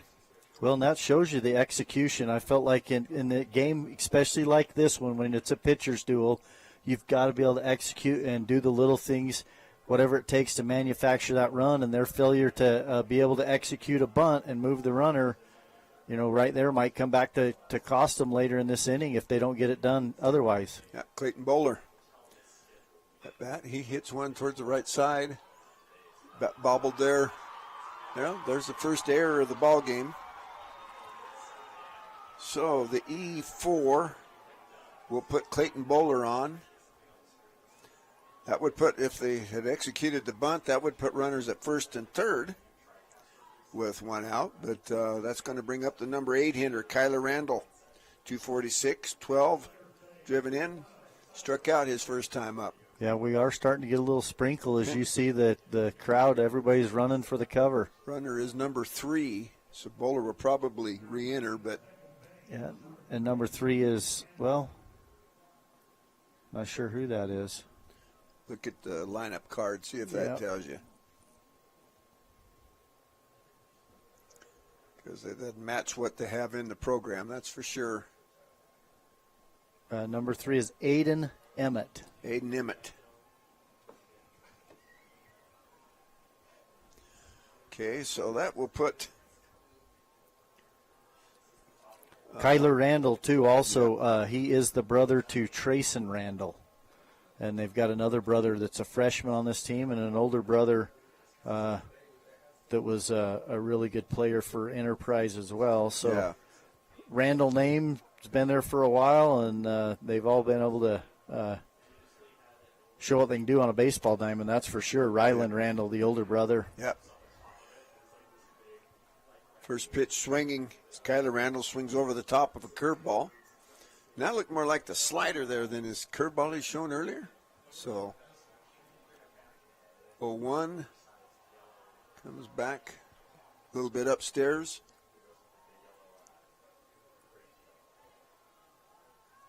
Yeah, Coach Bundy pretty content there at third base just to coach that runner at second base. He knows how important that is to keep him there and make sure that there's no pickoffs or anything else that happens and take that runner out of scoring position. Good job there by Peyton Ingram to keep that ball at 59-foot curveball in front of him there and keep the runner there at second base. Next pitch inside for ball 3. Yeah, and, you don't have to be perfect out there if you're Riker Freeman. We've seen the one error, but at the same time, good defenders behind you. Just like that right there, he comes back and throws a nice strike to make this a full count. But you got to be able to challenge these hitters and trust your defense to make some plays behind you. Yeah, that was his first 3-1 count. He's now gone full with one out. Oh, that one's fouled off to the right-hand side. That's going to get out of play. Good at bat for Kyler Randall. Talk to you, these quality at bats don't always end in base hits. Hey, we got Robert's broadcast partner with us right here, Corey Sorensen. That's where I'm heading right now. He's strike 3. Supporting his alma mater. Right. So he throws one by Kyler Randall there, and that'll be the second out and the 9th strikeout for Riker Freeman. That'll bring the number 9 hitter, Jackson Hyatt, who's been a tough out. Did strike out, but he saw 8 pitches in that first at bat. Batting from the left-hand side. Riker Freeman, he turned on the fastball there, fouled it off.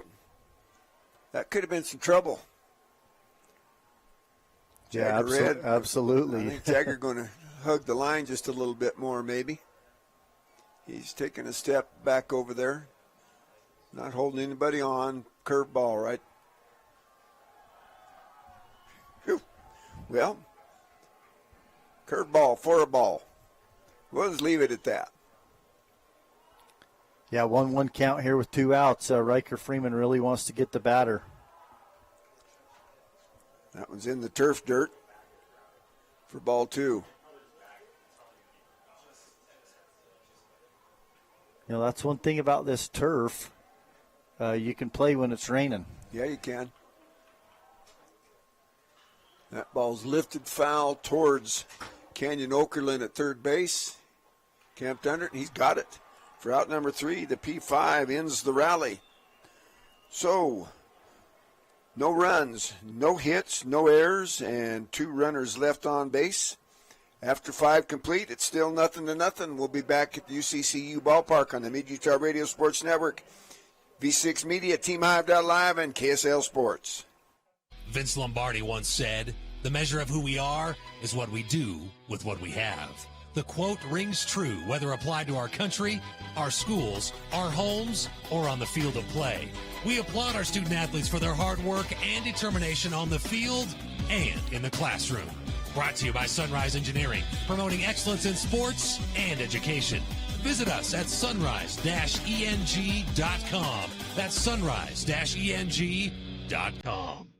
At UCCU, we'll provide you with a low-rate line of credit that makes it easy to access the equity in your home with no fees or closing costs. Simply complete an application on your phone or computer and select the low-rate option you prefer. And then sit back and enjoy the peace of mind that comes from knowing you have a low-rate line of credit. Ready for whatever life throws at you. To learn more or start your application, visit uccu.com or stop by any branch. 528-2222 to schedule your appointment today. Your source for high school sports. KSBC. Willie Akers, Nolan Anderson back here. Canyon Okerlund, Peyton Ingram will face Parker Staley. Takes the first pitch outside for ball 1. He'll be followed by Canyon Okerlund. That's going to get through the 5-6 hole. No, it's knocked down. I don't think he's got any chance. No, good job knocking that down by Jason Randall, but going to get the single, the 5th hit in the ball game. Who's going to break through first, Coach? Well, based on the hits, you would think it'd be Sal Sevier, but they haven't really had a runner on like this or a position without anybody out, and so we'll see if they can execute, if they choose to just play it straight up and swing the bats, or if they try to bunt and help move Ingram over. But they got a runner on with no outs, so that's a good sign. Well, it's your number 4 hitter. Knowing Coach Eric Baker like I do, I don't think he's going to bunt with his number 4 hitter. Nope. Kenyon Okerlund, too. He's 1 for 2 on the day, got the double and the strikeout. I don't have a set of rules and something like that, but we'll see how it plays out here. 1-0. Next one catches that high outside strike. South Sevier hadn't been able to adjust to that one yet. Staley keeps hitting it. You talked about him being able to hit his spot. He keeps hitting that spot right there. Carson Stauffer sets up out there. There goes the runner. There's the throw down. Nope. I guess they did get him. So out number 1 at second base, Peyton Ingram is caught. The pitch was a strike. Yeah, it's a big out because it takes Ingram off the bases, and now you got 1 out. And you got a 1-ball, 2-strike count.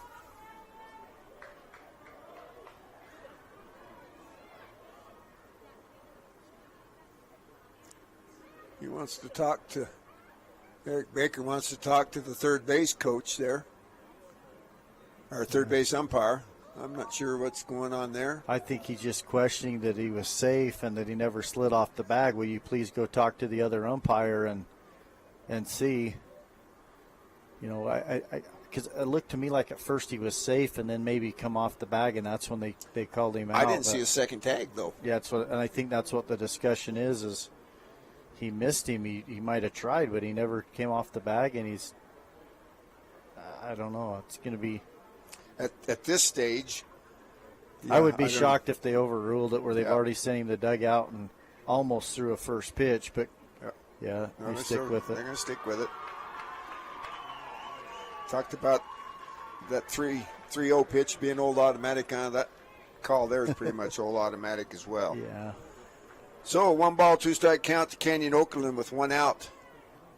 See if that comes back to haunt the South Sevier Rams. Next pitch, fouled back to stay alive. Good swing and good hack right there from Kenyon Okerlund. He just got underneath it just a little bit, but he had a really good swing on it. Kenyon Okerlund, a .333 hitter with 5 driven in on the season. The next pitch, yep, he had to go out there and try and get it because that's been a strike thus far in the ball game. Yeah, and with 2 strikes, you've got to widen the zone. You've got to trust yourself that, hey, I can hit the ball anywhere below my hands with 2 strikes, whether it's inside or even 2 feet outside. Well, there's one that's driven to left field. Is that going to get over his head? Nope, that's going to let in the glove there of the left fielder, Braden Gardner, but he squared it up. Yeah, he did. That was a great at-bat from Kenyon Okerlund and did a really nice job. Just sometimes you hit the ball hard, but it's right at someone or it's within distance of them making a play on it, which is what happened right there. Nice play in left field from Braden Gardner. Record Freeman, conditions are deteriorating. I just noticed looking out there at University Boulevard there, it's raining harder than it looks from right here.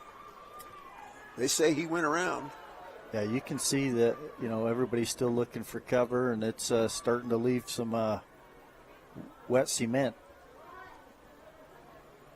The 0-1 pitch. Oh, just fouled off his foot. Ouch. Yeah, and he already wears the shin guard right there. That got him on the toe, though. He didn't get it on the shin guard. He got it right on the tip of the toe, and he'll have to walk that one off. Umpire's going to give him a minute. Yeah, people don't realize, that all you're doing is really deflecting something that Parker Staley's probably in the low 80s. Now it's really starting to rain. Yeah, they might, which this could really affect both these two teams if it comes in and they want to delay it at all. I mean, it's not because it's going to be muddy or anything, but it's just too wet and the balls get slick and safety. Bases are slick. Yeah. And, So they're going to delay it right here for a minute. Alrighty. Well, while they take the delay, we'll go back to the studio here. You're at UCCU Ballpark. We are in the top of the 6th inning of a 0-0 ball game. And we'll be back on the Mid-Utah Radio Sports Network, TeamHive.live, V6 Media, and KSLSports.com. Your home, life, and auto insurance deserve a winning team. Farmers Insurance Dan Cranny Agency introduces the newest member of the team, Gabe Cranny. Yep, it's now a doubleheader. But who needs insurance? If you own a home, farm, ranch, business, or have a spouse, children, or livestock, you need insurance. Get peace of mind with a winning team to make sure home sweet home stays that way. Call Dan or Gabe Cranny at Farmers Insurance of Richfield, 435-896-5453, 896-5453. America can depend on farmers. Jones & DeMille Engineering was founded with a simple mission to shape the quality of life with a professional, personalized touch. As a full-service civil engineering firm, they are committed to providing value beyond the project. It is their goal to create a place where people want to live, work, and enjoy life. Serving our local communities is something they are proud of, and it has been their privilege to do so for the past 40 years. Jones & DeMille Engineering, shaping the quality of life. Life's hard. Don't make it harder. Shop the Jorgensen Automotive Group. The Jorgensen Auto Group bursts the bubble of the big city car deals. Jorgensen Ford Richfield, Jorgensen Chevrolet Ephraim, dealing experiences that fit your lifestyle and budget. You can even shop from the seat of your britches at both Jorgensen dealerships. Sit down or pull over and click on JorgFord.com or JorgChev.com. Start your lifestyle story free of the after-deal remorse you often get in the big city. Enjoy the experience at the Jorgensen Automotive Group. For more than 3 decades, the Intermountain Power Project has served as a model of regional energy cooperation, generating and transmitting coal-fueled electricity to a diverse group of municipal utilities and rural electric cooperatives with operations across 6 U.S. states. Now Intermountain Power is expanding its role as a regional energy hub, including utilizing renewable energy resources. Intermountain Power is proud to support and invest in our central Utah communities. Visit IPAUtah.com to learn more about IPP Renewed. Mason Machinery has MacDon's M1240 windrower that offers cab features to keep operators safe, comfortable, and productive all day long, including Ultra Glide cab suspension, a high-back multi-adjustable air ride seat, Bluetooth radio, warning beacons, and a fully adjustable steering column. The deluxe option takes it further with heated vented leather seating, power mirrors, and a 360-degree night vision to keep you cutting along after the sun sets. The M1240 is the next level of harvesting performance. Ask Mason Machinery in Springville and Aurora about an M1240 for your operation. San Pete Steel in Moroni was founded in 1994 and is one of the major steel construction companies in the Intermountain West, specializing in structural steel fabrication and erection. San Pete Steel's impressive portfolio includes the Hale Theater in Sandy and structures on the campuses of the University of Utah, BYU, and UVU. San Pete Steel in Moroni, where their motto is done right and on time, at 685 East Main in Moroni. Call 800-261-1026, 800-261-1026, or sanpetesteel.com. It's never too early or too late to be thankful for new carpet or flooring. Shepherd's Carpet and Flooring has a huge inventory and the service to back it up. Just come in and pick it out, and Shepherd's does the rest. Shepherd's Carpet and Flooring will help you get rid of those old carpets and flooring and replace them with new stain-resistant carpets or luxury vinyl planks. Shop 10 a.m. to 6 p.m. Monday through Thursday, Friday 8 a.m. to 4 p.m. Check out Shepherd's at 410 North Main in Richfield, and the deal's done. This is Mark Huntsman, President and CEO of Sunrise Engineering. Thank you to our clients and employees at Sunrise for the opportunity to work together to accomplish many great things. When you think of an engineering company, roads and water systems may come first to your mind. At Sunrise, we're in the people business. The people at Sunrise work hard to create solutions that work and relationships that last for the people of our communities. To become part of the Sunrise team or to learn more about our professional services, visit us at sunrise-eng.com. Your source for high school sports. KSBC. Okay, Willie Akers, Nolan Anderson back here, UCCU Ballpark on the campus of Utah Valley University. And we came here today to play baseball in the 2A state tournament. And right now, going to maybe have a ducky derby. might work out here. But we're in a rain delay. in the top of the 6th inning. It's South Sevier is at bat. They've got 2 outs. And so far in the ball game, they got 5 hits, no runs. They've left 4 runners on base. Riker Freeman has struck out He struck out 9 and hit 1 batsman. No walks yet. Parker Staley on the other side has struck out 7. They have no runs on the 1 hit, and they've left 2 runners on base. So that kind of tells you where we're at. Coach, let's talk about what happens the rest of the day if we get to play baseball again here. Yeah, so we'll just give a rundown of the bracket. Earlier today, it was San Juan beating Milford 11-5, so they move up, and they will play the loser of game 14, which is going to be at 7 p.m. tonight, and that is between Grand County and Duchesne.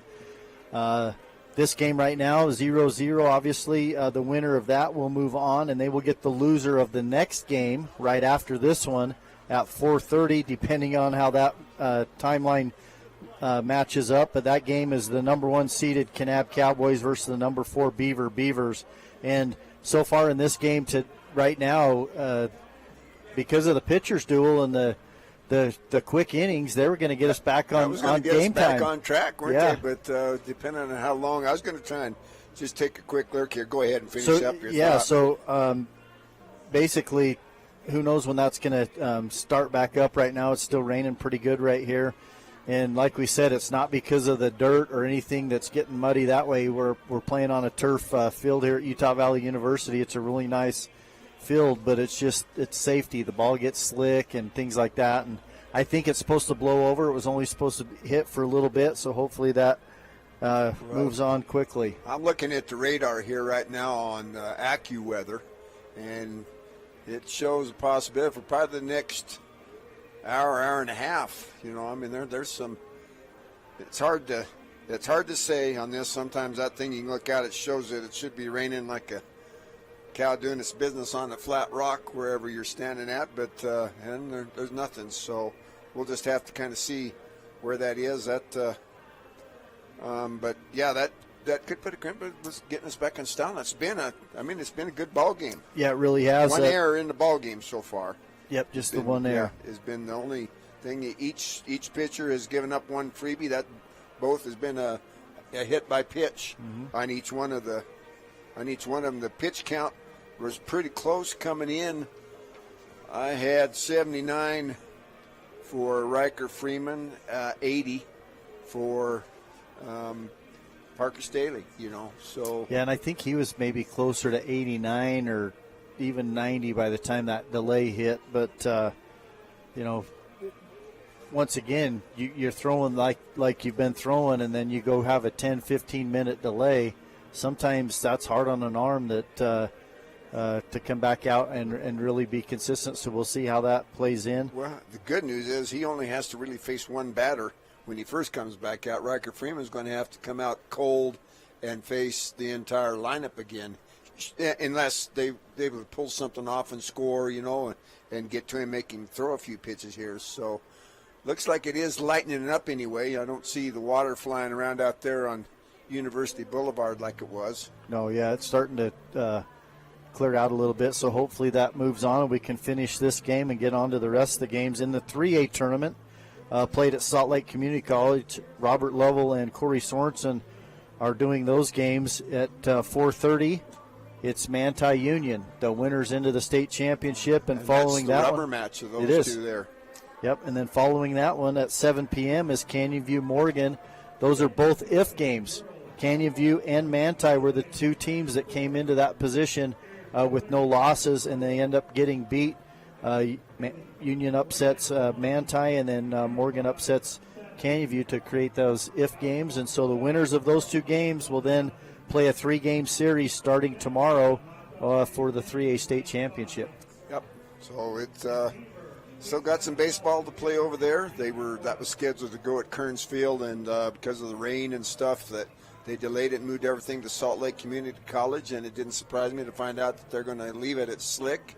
They're pretty particular about Gates Field over there at Kearns. Well, and who knows what's happening just north of us here, if it's clear weather or if there's rain. But once again, that field at Salt Lake Community College is turf, and the turf fields are nice. here in Utah, the weather in the spring is just tough. You just never know. And so it was like our original intro into baseball was, sitting here waiting for spring. Yeah, that's right. We sat and waited for spring to come. It came for, I think, maybe 3 or 4 hours this year. Now we're waiting for it to come back again. But see the team's coming out, Coach. Why don't we take another break here?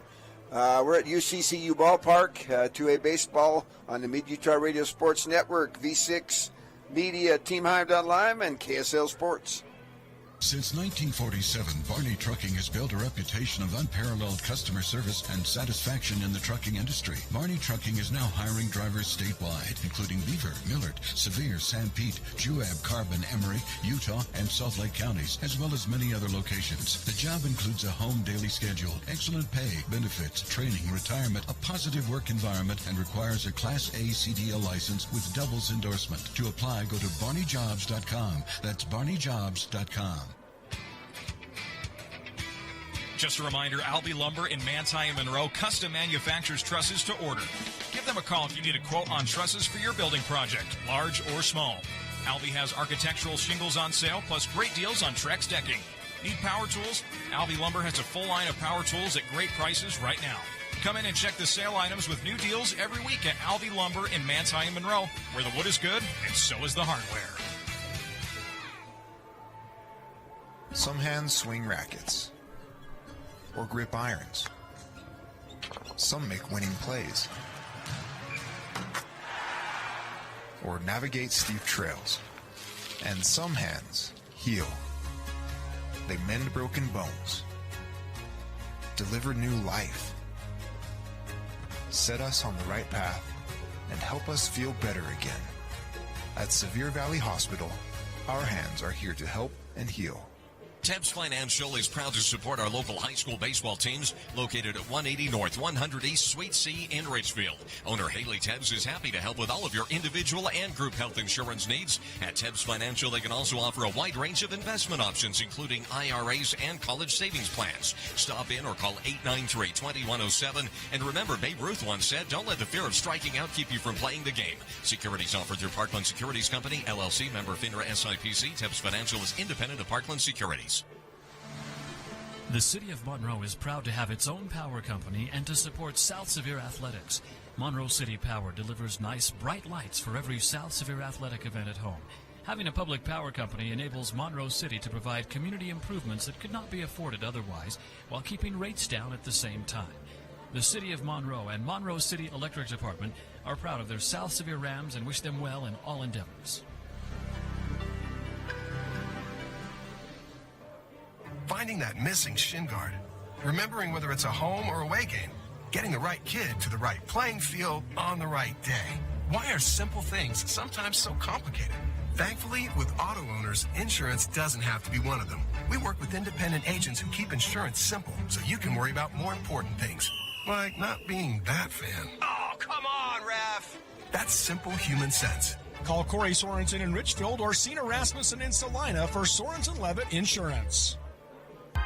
Live high school sports action on KSBC. Okay, we're back here at UCCU Ballpark. It looks like we're about ready to resume play. We've had, about a 10, 15-minute break because of the little rainstorm that moved through. South Sevier is batting in the top of the 6th inning with 2 outs. Riker Freeman is at the plate. Might have been good for Riker, even though he is pitching, but after taking that one off of the foot, give him a chance to see if he can shake that off.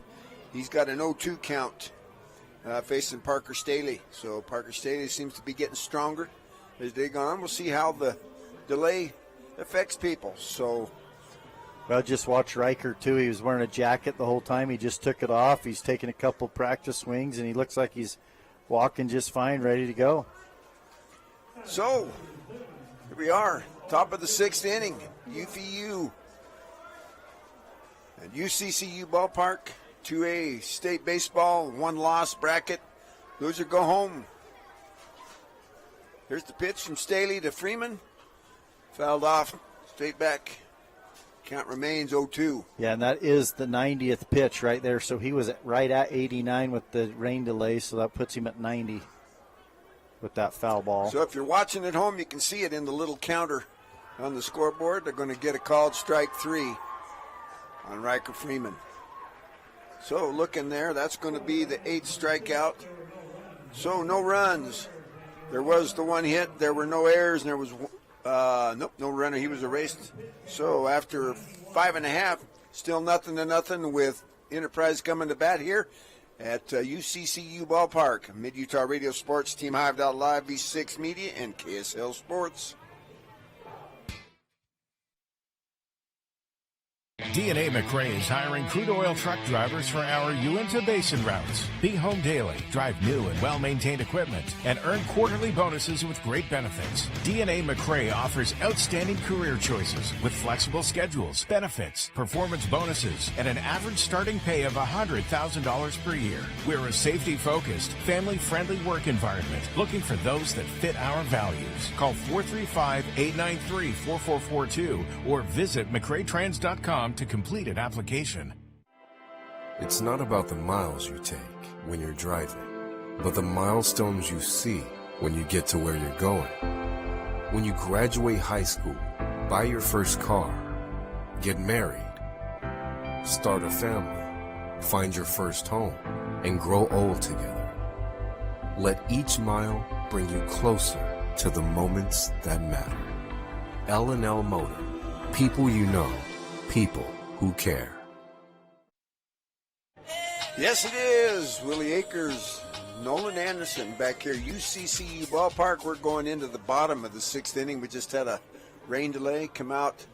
Riker Freeman was caught looking to end the inning for the South Sevier Rams. He will face now the top of the order for the Enterprise Wolves. Brady Crouch, Carson Stauffer, Trayson Randall. Brady Crouch 0 for 2 in the ball game. Carson Stauffer 1 for 2. Trayson Randall 0 for 2. So Brady Crouch owns this only, or Carson Stauffer owns that only hit. That was that ground rule double. Hit the turf out there at the Costa Vida sign and bounced up over. Is that a hint? You getting hungry, Costa Vida? Well, every time I look out there on that Costa Vida sign, yeah, I got the dark chocolate M&Ms here to keep my stomach from growling too bad. So Riker Freeman, he's ready to deal. 9 strikeouts. I had him coming in with 79 pitches. They show 78 on their little counter, so we'll go with 78 here. First pitch. Oh, tried to bunt. Had Kenny Oken playing way back, but couldn't get it down. Well, and he squared around, and then he wanted to pull it back, and then he still went for it, realized that it was a curveball in the zone. Next pitch. That's get right through the 5-6 hole for the second hit of the ball game. Well, and that gets the Enterprise faithful, the crowd going, and the dugout fired up because they know what that means. You get the leadoff guy on in the bottom of the 6th with the 0-0 tie game. A chance to get him to second base and maybe get a run going out in the 7th and get 3 outs and try to win a ball game. See how Coach Kyle Bundy, he's got the number 2 hitter trying to lay a bunt down but can't get it down. You know, and he's the Carson Stauffer, a 449 hitter with a home run in 30. I'm not sure he's been called on to bunt much this year. Tries it again, waves at that. That ball's down, and I think everybody's going to be safe. Well, that's why, once again, that's why you bunt, right? Either way, even if he is out, he did his job. He moved the runner, but right there, Freeman coming off the mound, fields it. He fields it clean, but by the time he has to spin and turn, good speed from Stauffer getting down the line, safe at first. So that brings up Trayson Randall. Trayson 0 for 2 in the ball game, but he bats from the left-hand side. He's got a .433 average, got a couple long ones, and then 35 runs driven in, so I think you got to bunt again. I do until I get an out. Pulls that back and looks at ball 1. Just on the outside part of the plate right there. But if you're able to successfully move the runners, then you get the go-ahead run 90 feet away. That ball's bunted just a little bit too hard from the left side by Trayson Randall. Yeah, it's one thing to have that guy out there at second base, but to have him at third base, a ball that gets away or anything hit for the most part, you can probably score that guy from third base. The next pitch, tries to bunt, gets this one down, That's going to be the same. Up. Yep, everybody's Third safe. baseman jumps in. Everybody's safe. Kenyon Okerlund had jumped in front of Riker Freeman. Yeah, and I'm really surprised that it's taken them this long to be able to do this. That's going to bring one of the coaches out of the South Sevier dugout to talk things over. And right now, you probably have to, not probably, you've got to pull the infield in. You got to cut the runoff at home. It's a 0-0 game here with no outs. Well, so you got to play 4-1. Hopefully you get a double play that way, or you get a strikeout and leave someone standing at the plate. I'm going to stick with my guns. I think you bunt until you get an out. So whether they do the suicide squeeze or the bunt and run, whatever you want to do.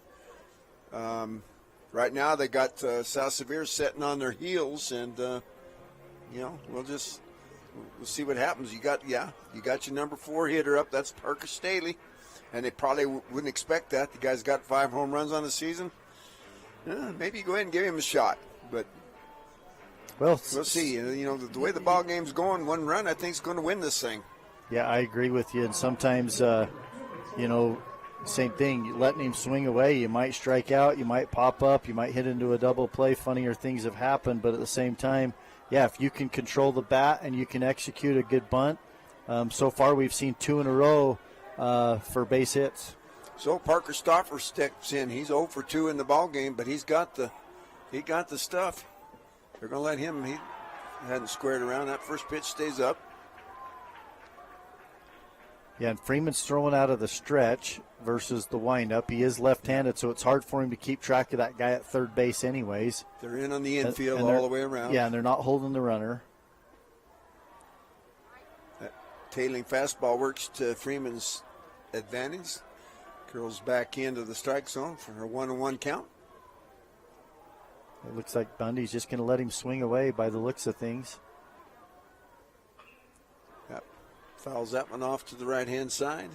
Now if you're Freeman, you got to really get nasty out there on the mound and get tough and throw probably one of your best breaking balls you've ever thrown and just see if you can't get Stauffer either to pound it in the ground and get into a double play, chance to go 4-1, or else just swing over the top and strike out, leave him standing. Next pitch, that's fouled off. Back behind us. Hey, went with the fastball right there. Pitch number 89. Yeah, part of that might be, too, runner at third, a pass ball, it's going to score, so sticking with the fastball. Got to think the catcher's got a slick home plate, too. You got to keep that in mind. If you go 4-1, there's a swing and a miss for strike 3. Yeah, big timeout from Freeman. Really gutted it out there on the mound, and tough. That's a tough out. Might see a bunt now because you didn't see it last time. You got 2 outs to work with here. Freeman's capable of striking out the next 2 batters and then leaving the bases loaded. Clint Bundy struck out and hit by a pitch. First pitch is upstairs. No, don't try to do too much. Just got to get in. Don't overthrow. Well, and you've got really good speed there at third base and Crouch, too. So really all you need to do is get something down. But so far it looks like he might be swinging. And they're playing a double play depth because Clint Bundy's not that fleet of foot.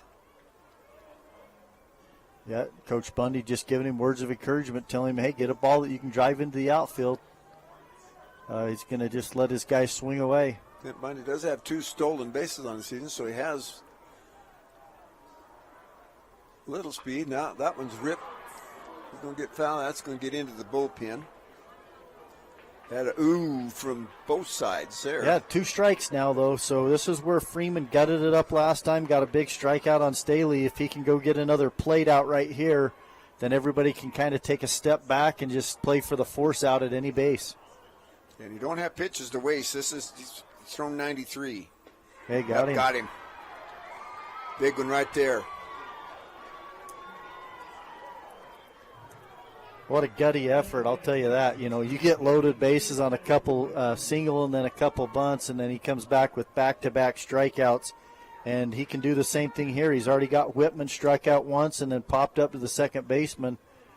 Umpire going over to the Enterprise dugout to get some dry baseballs, but Enterprise, great situation, loaded bases, no outs, but Freeman with 2 back-to-back strikeouts.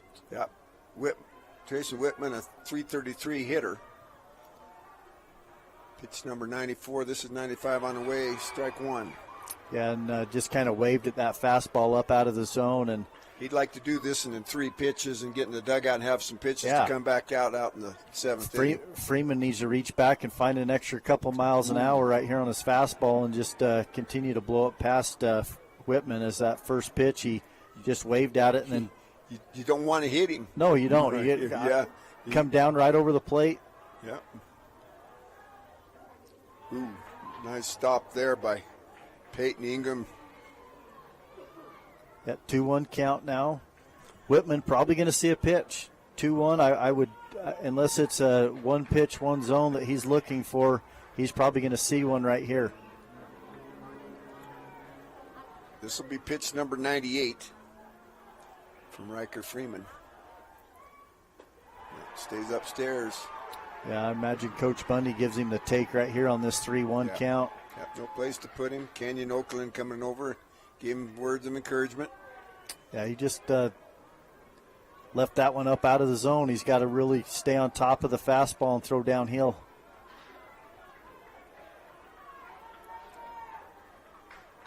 .3-1 pitch on its way. That's fouled off to the right-hand side. Boy, that could have been trouble. I'm really surprised. That was a strike, but I'm really surprised that he was swinging right there. So now here's the interesting part. You got loaded bases, 2 outs. Everybody's running. You got to make sure you filled it clean and go to first base. Yep. Well, the thing is, he probably felt he was going to get the strike. Maybe have to take something off after watching that and get. Here's the pitch. Ooh, fouled off. The race stay alive. Yeah, that foul ball reminds the infielders of South Sevier, oh, yeah, runners are going. I've just got to field it, stay home, throw the ball across the first base. Outfielders. Well, any base. You can touch any base here on the infield. So. Yeah, with the runners going, though, more than likely you can just go to first. Next pitch. Walks in. First walk of the ball game is going to walk in a run. And that one run's a big one because it's been hard for anybody to get, let alone a runner at second base in scoring position, get any runs. And a tough way to do it if you're South Sevier. 101. So he needs to shut it down right here.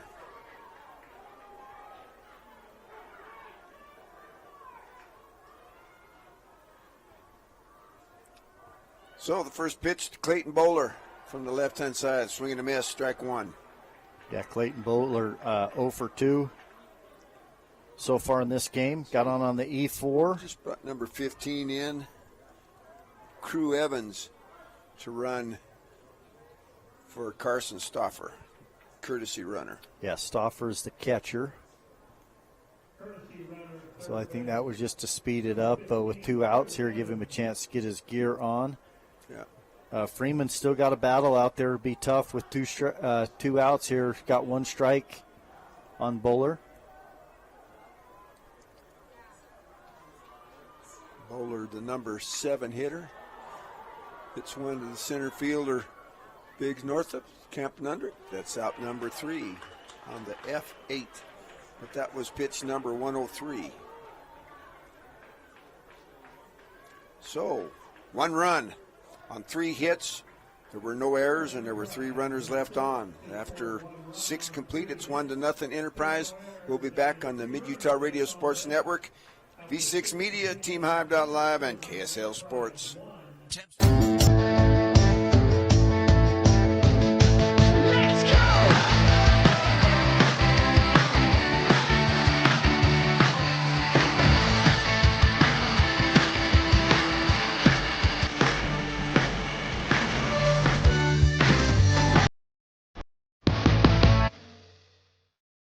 Earning your degree doesn't have to be complex.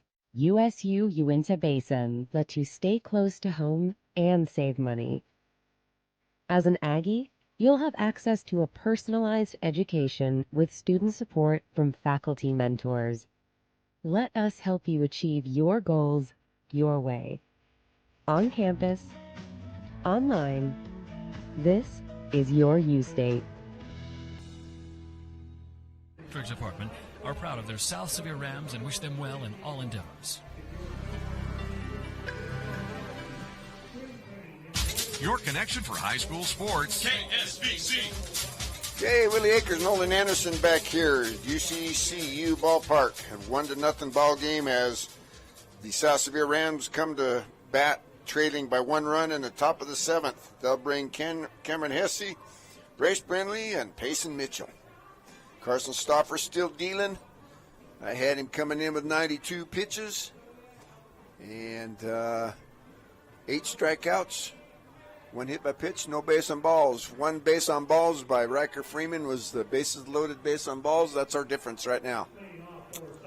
Yeah, and Freeman did a nice job. Once the bases were loaded, battle back. He got 2 straight strikeouts, and then just Whitman fouls a pitch off, 1 extra pitch, and then he kind of leaves one up out of the zone for ball 4, but he's had a great game on the mound and really looking for some bats right here to come alive here in the top of the 7th.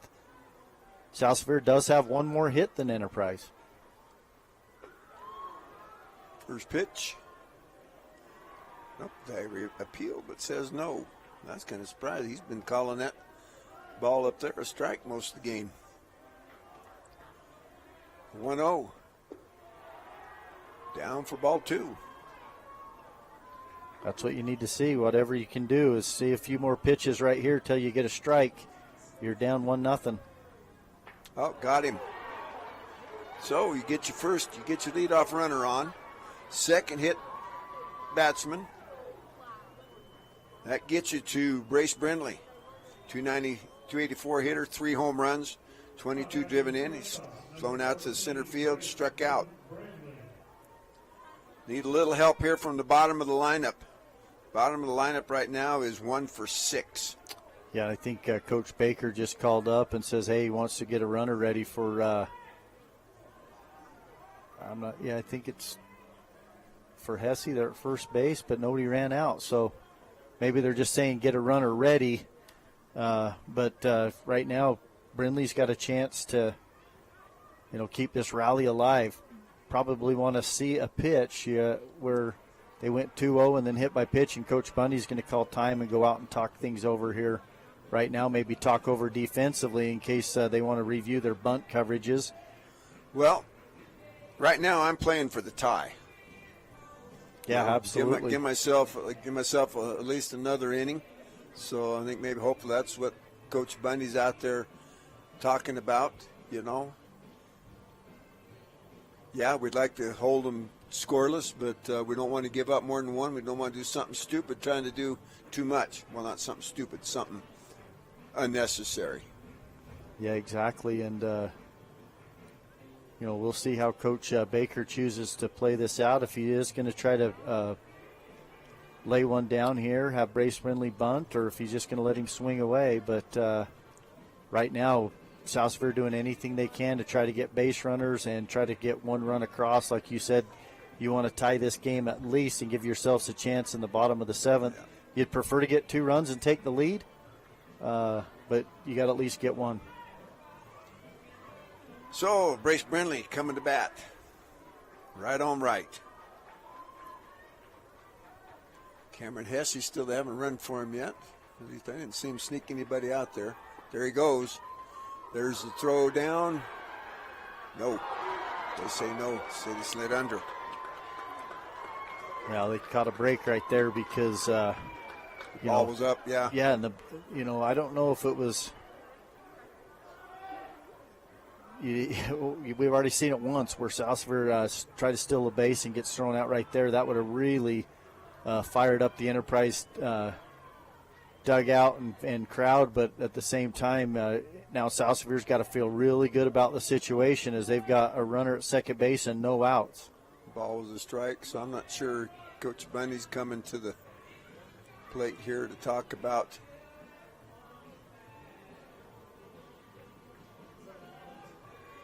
Yeah, we're going to bring the umpires together. I don't know if maybe they're trying to I don't know if they're saying there was interference on the batter. But that's the home plate's call. He's the one that's there. Is that Cameron Hesse out there, or did they put somebody in to run for him? Can you read the number? I can't, but I don't think I never saw him make a change. I know Coach Baker came in and was talking to the dugout about maybe potentially getting a runner ready for somebody, but I didn't see. Yeah, that's what I was curious about. Doesn't look quite stocky enough for Cameron. Cameron, we had talked about the other day, and looked like he'd put a little weight on, but gonna leave everything the way it is. We talked about that, the old automatic on the 3-0 pitch. Very seldom you're going to see something like that when the umpires change their mind. So that was a strike. So nobody out. We'll call him Cameron Hesse on first. Brace Bentley at the plate. Got Jackson Hyatt moving around behind the runner. Good lead. Good secondary. Up about. Bunch one in the air. They were looking. Yeah, trying to get him around there. That might have been number 10, to be honest with you, at second base. It might be Crew Winkle. I couldn't tell. It didn't. You're right. It doesn't look like it doesn't look like Hesse, and I couldn't see the back of the number out there that far, but it looked like it was maybe number 10, Crew Winkle. So we'll try to get that. I missed that when they made a change, I guess. So the 0-2 pitch. Upstairs for ball one. Yeah, I was trying to get a late look there. It just doesn't look like Cameron Hesse out there. They made a lot of to do about nothing if they didn't put anybody in to run for him. So the next pitch, inside out swing, fouled off to the right hand side. Good job fighting that one off by Brace Brindley. Brace is a 284 hitter. He's got 3 home runs on the season, so he's got some pop. Not much wind. The wind is dead right now.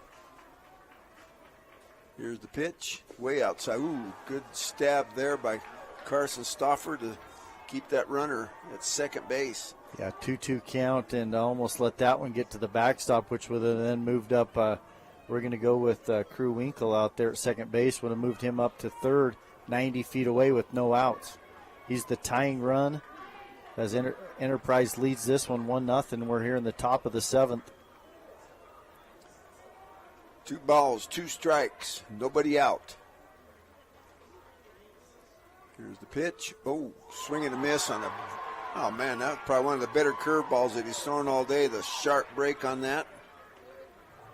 Yeah, it really was. And we look back, a failed bunt attempt. Yeah, that would have been, if he could have executed that bunt and got it down, he'd be at third base with 1 out. Now it's up to Payson Mitchell to try to drive him in. Payson Mitchell is 1 for 2. Had the single back in the second inning and then was caught looking back in the 5th. So Payton, a 284 hitter with 15 runs driven in from the right side.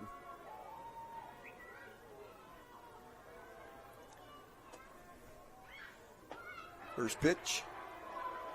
Upstairs for ball 1. Yeah, ball 1. Payson's got to be patient.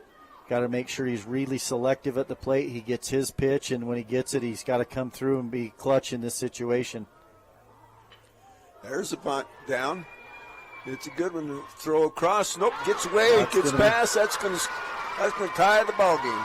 Wow, and he's going to maybe get to third. Here comes a throw. Wow, that's how important bunts are. We saw it with the Enterprise, and then right there, a key bunt gets down the line. Got to come up throwing and hustling, and throws it away. Scores the run, ties the game, and Payson Mitchell all the way to third base. Now it's a go-ahead run now. Yep. 102 pitches for as well. That was Crew Winkle, too, running for Hesse, so give Crew a lot of credit for stealing a base and then smart base running and great execution on Mitchell getting the bunt down. So now Jagger Red with a chance to give his team the lead. 1-1 here. No hits in the inning. Started off with a hit batsman. Freebie. Yeah. Well, and then an error right there, another freebie. Yeah, I forgot to mark that one down. Second freebie in the inning. Now there's still one out, too. Jagger gets something out of the infield, score a run, give him the lead. Swing and a miss. Strike one. One out. I was running about the safety squeeze or something here, too. I don't know. No, ain't going to be no safety squeeze. That's on an 0-2 pitch, usually. Yeah, let that one go. Looks down to Coach Baker, gives him a few words of encouragement. Ooh, just stays alive. Yeah, fouls that one off. That's exactly what he needs to do. Just keep battling. Pitch 104. I thought I saw 103 at the start of this thing. Yeah, there's 105 now. Yeah, he's going to be real close, but Jagger's got to cover the plate, got to shorten up on the bat, and a nice, easy, compact swing right here with 2 strikes. That ball stays upstairs. It's nice to have one up for sure out of the strike zone to hold up on an 0-2 count. Yeah, you got to really think to yourself, anything below the hands, I'm going to attack, but above the hands, I'm going to let it go. Ooh, there's that curveball. Carson Stoffer. Yeah, and that was the pitch. He kind of started it right on the inside part of that right-handed batter's box and breaks it over the inside part of the plate for strike 3. Pitch 107 brings Cannon Barney to the plate. Cannon 1 for 3. He's put the bat on the ball each time. Yeah, and right now if you're Cannon Barney, you're not trying to draw a walk or get on base. You're trying to drive that runner in. So you got to be aggressive. If it's in there, be the hitter that you know you can be and go drive in a run and give your team the lead. 354 hitter, 22 driven in. Yeah, he attacked the ball. And that's the mindset. You have to have that mindset. It's a different situation right here with that runner at third base and 2 outs in a 7th inning versus first inning, and you're just trying to draw a walk or just get on base and be the leadoff hitter that you are. Watch his strike 2 go by. And that's pitch that's been up and away, and it's been a strike all day long, fellas. Well, that's the one that these South Sevier hitters have struggled with. They'll get down 0-1, and then they watch strike 2, and then they find themselves down 0-2. For the most part, Staley attacked the zone all day long. You've got to be staying aggressive with less than 2 strikes as a hitter. This will be pitch 110, and he's caught looking. So he will be done, but see if they can come across so we get the 1 run. They do it without the benefit of a hit. There was 1 error in the inning, and there was 1 runner left on base. So at the end of 6.5, it's 1-1. We'll be back on Mid-Utah Radio Sports Network, TeamHive.live, V6 Media, and KSL Sports. Finding that missing shin guard. Remembering whether it's a home or away game. Getting the right kid to the right playing field on the right day. Why are simple things sometimes so complicated? Thankfully, with auto owners, insurance doesn't have to be one of them. We work with independent agents and keep insurance simple so you can worry about more important things.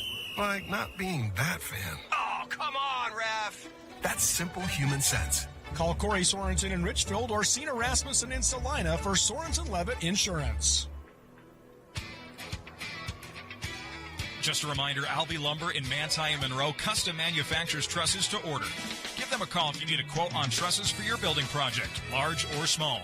Albee has architectural shingles on sale, plus great deals on Trex decking. Need power tools? Albee Lumber has a full line of power tools at great prices right now. Come in and check the sale items with new deals every week at Albee Lumber in Manti and Monroe, where the wood is good and so is the hardware. You're listening to Utah's sports leader, KSVC. Okay, Willie Akers, Nolan Anderson back here as we get ready to start bottom of the 7th inning of a 1-1 ball game. I have unofficially 103 pitches for Riker Freeman. So face 1, maybe 2 batters here. If you get him first pitch swinging, a couple outs and stuff, he might be able to get through it. But regardless, this is more than likely going to be the last inning. The only walk he has was the one that gave up the run. He's got 11 strikeouts, 1 base on ball, 1 hit batsman. He will face the 8, 9, and 1 hitters. Kyler Randall, Jackson Hyatt, and Brady Crouch. Yeah, Kyler Randall coming in 0 for 2, had 2 strikeouts swinging. Jackson Hyatt following him is 0 for 2 with a backwards K and a pop-up to the third baseman. So, Kyler Randall, 246 hitter, 12 driven in, facing Riker Freeman. First pitch, curveball. Not sure where that one missed, but it missed. Yeah, just inside it looked like right there. Pretty good looking curveball. Start off this at-bat for Kyler Randall. Both pitchers pitched into the 7th inning. Riker Freeman trying to see how far he can go into the 7th inning of this tie ball game. Yeah, that's his 105th pitch right there. Yep, that's what I have here. Next pitch, down, nope, called strike 2. Yeah, he's got to just challenge the hitters. You want to try to finish this inning if you're Riker Freeman. Oh, that one's fouled off to the right-hand side on a good fastball. Yeah, Enterprise getting, can't quite see down there who it is, if it's number 5 or 6 down there warming up. Clint Bundy or Trayson Randall, I can't tell, but they've got someone in the bullpen getting loose. Oh, next pitch upstairs. That's that pitch that's been called a strike all day long. Pitch number 107, 108 by my count. That one's hit. That's foul ball. Well, he really needs to get him on this pitch so that he can face the next batter. Well, I would show this being his 110th pitch. Oh, yeah, I guess it is. They got it up too. So he'll be able to finish this batter no matter what. Ooh. Oh, mistimed the jump there into center field for the base hit.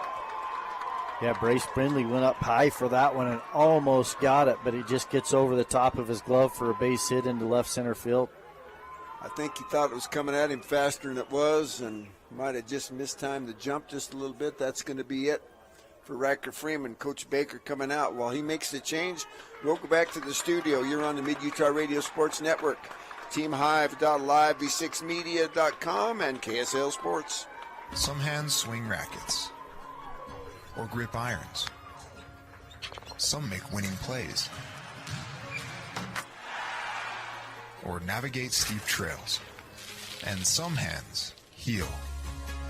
They mend broken bones, deliver new life, set us on the right path, and help us feel better again. At Sevier Valley Hospital, our hands are here to help and heal.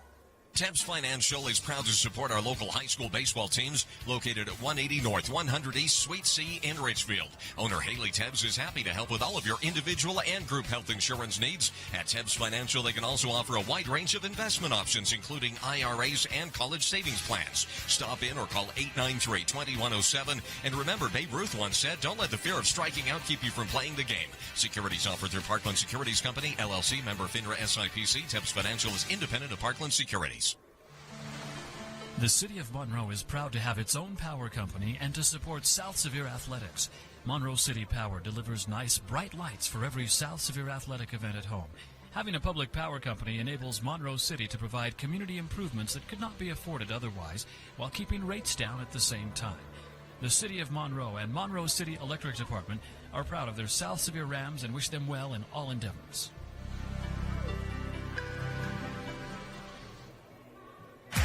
You're listening to Utah's sports leader, KSBC. Okay, Willie Akers, Nolan Ryan.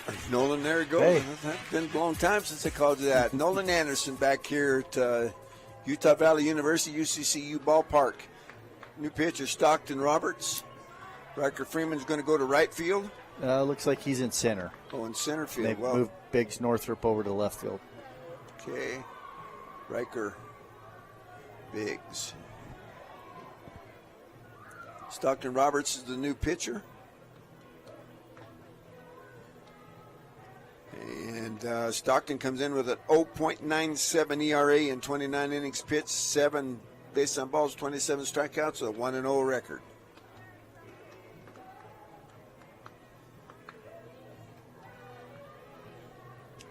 So that's going to bring up Jackson Hyatt, the number 9 hitter. And back to the top of the order, we've got Kyler Randall out at first base. Nope, that's a runner. 20, is that 12 or 22? Can't tell. Looks like a 22 to me.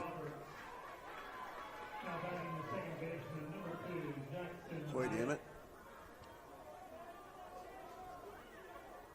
20. 20. Let's see. First pitch. Bunt's bunted up in the air. Going to go foul. For strike one, do we have a number 20? Yeah, I'm looking right here. Mason Nelson. Mason Nelson or Nielsen? Nelson. Okay. I know here in southern Utah, Nielsen sounds a lot like Nelson to a lot of people. I got to make sure I hear it. So Stockton Roberts, the new pitcher. 0-1 count to Jackson Hyatt from the left-hand side. He's going to time bunt it again, but farther foul this time. He's helping keep the South Sevier dugout alive over there as that one went over to the dugout. Stockton Roberts doing a nice job coming in relief of Riker Freeman, who had an excellent game on the mound. Gave up just the 1 run and the 5 hits, but right now Stockton Roberts doing his job. Quickly got Hyatt down 0-2.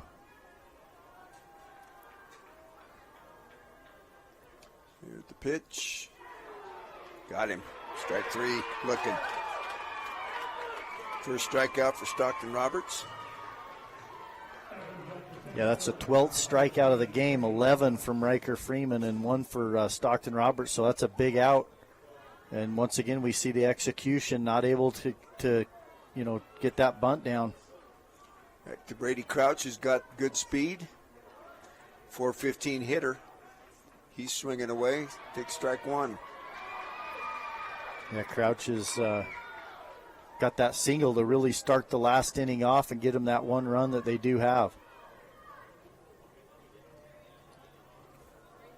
Yep, he scored the run. Swing and miss on a good curveball. Yeah, pulled the yacker there, by golly. Yeah, he pulled off that one. Really good break and nice off-speed pitch from Stockton Roberts. Once again, getting ahead 0-2 on these hitters. Yeah, that one stays upstairs on the curveball. Yeah, just trying to see if he'd chase something out of the zone. 1 ball, 2 strikes, 1 out, 1-1. Hits are even at 5. They show an error on each team. I only show 1 error, and that's on the. Yeah, there's one on each. Yep. Is there? Strike 3. Yeah, really nice job for Roberts to come in and get back-to-back strikeouts, his second of the game. And, that's tough. Coming in out of left field, he was the left fielder, but come right in that situation. I know mindset and mentally he was probably prepared and ready, but he's came in and done the work physically as well. I guess I don't remember the error. I didn't put a marking error down for South Sevier. We'll have to investigate that, but two strikes. Or 2 outs. That ball's lifted to right field. That's going to drop. So that'll move the runner to third. Yeah, good job out there in right field to quickly get that ball in. Cannon Barney getting it in, hitting the cutoff man there, Jagger Red at first base. So Enterprise with first, third now with 2 outs. Yeah, and that brings up their number 3 hitter, Jason Randall, 483. 2 home runs, 35. He gets a hit somewhere here, that's the ball game.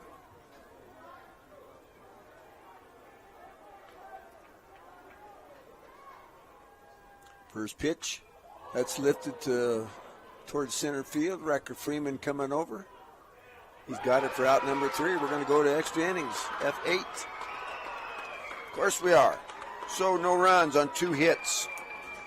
There were no errors, and there was 2 runners left on. So after 7 complete, it's 1-1. We'll be back on the Mid-Utah Radio Sports Network, V6 Media, TeamHive.live, and KSL Sports.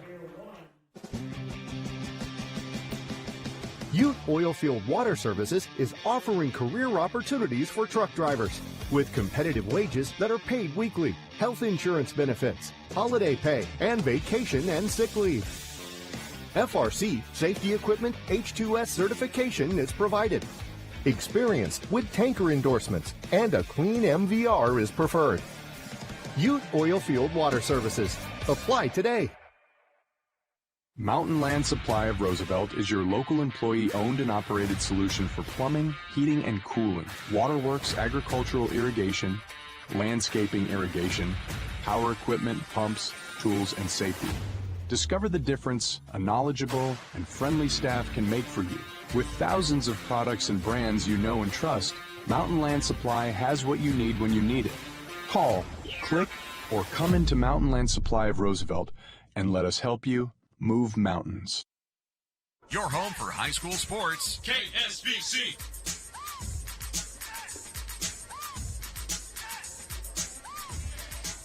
Had to sneak in a slurp of my milkshake here. And the son brought me a former UVU baseball player here, so familiar grounds for him. Other than it's turf now. Yeah. We're going to extra innings here. New pitcher, who we got here? Number 8? Number 8. That's 06. Yeah, it is. It's Trayson Randall. Trayson Randall. And Staley will just trade him places out there. It looks like at shortstop, so just a straight swap between Randall and Staley. Staley had a great game. Have him down for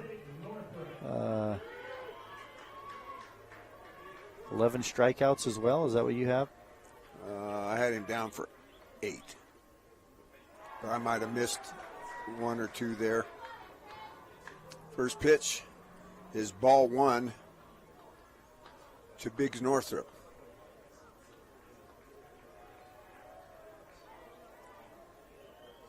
Next pitch, right there for called strike 1. Even things up. I actually had him for 12. Did you? Yeah. I must have stopped counting way too long ago. Next pitch upstairs for ball 2. Yeah, Biggs has got to be super patient. He has the ability to change the game with one swing, so he's got to make sure he's selective and gets his pitch. 3-1 count. You're right, 12. At this point, too, it's going to be more important for him to get on base any way he can, even if it's a walk. And I think he sold one. That's one that's been called a strikeout there. He took off before they could call him out. Well, and I think besides that, the catcher didn't catch it, so it made it look even more so that it was maybe a ball low and away. And Biggs Northrop on with Peyton Ingram up. Ingram is 2 for 2. He reached all 3 times, though he was hit by a pitch his first at-bat back in the first inning. First pitch outside for ball 1. I think if you're Coach Eric Baker, you give him the take again. He just walked Biggs Northrop and threw ball 1 right there, make him throw a strike. That gives Peyton Ingram a chance to track the ball all the way into the catcher's glove. Yeah, call that strike 1. That's something on pitch up there. But it's like I say, don't hit your opposing pitchers, bad pitches. Make him throw you a good pitch. Yeah, now he's ready. Here's the pitch. Same spot. Yep. Outside corner, so you got, if you're Ingram, you got to be ready for that now. You're down 1-2. Next pitch, trying to hit that same spot. You know what? You need to give Carson Stauffer a lot of credit because that was outside, but he does a really good job of slightly moving it in and framing it to make it look like it was the same pitch. That's fouled off to the right-hand side. In fact, you even could hear some of the fans that last time saying that was the same pitch, but to them it looks like it. But Stauffer does a really good job behind the plate. It was definitely outside, but he does a nice job of just catching it and moving it in and then framing it, holding it there. That ball's lifted to the right-hand side. That's hit well. Overhead. That's going to score a run if it stays in the ballpark. That might be a game changer right there, because now you've got the lead and stand-up triple. Big-time hit right there from Peyton Ingram as he drives that one over the right fielder, Clayton Bowler, for a stand-up triple and an RBI, and now South Sevier back in front, 2-1. And I was trying to get the numbers there on Trayson Randall. He's got a 7.22 ERA, only 10 2/3 innings pitched, 10 base and balls, 13 strikeouts, a 1-0 record. That brings up Canyon Okerlund. 1 for 3 in the ball game. First pitch upstairs. Well, you got to do everything you can now to get that extra run in, and how big will that be? Is especially the way that Stockton Roberts came in and finished out the game, or that last inning. There's that outside pitch called strike one.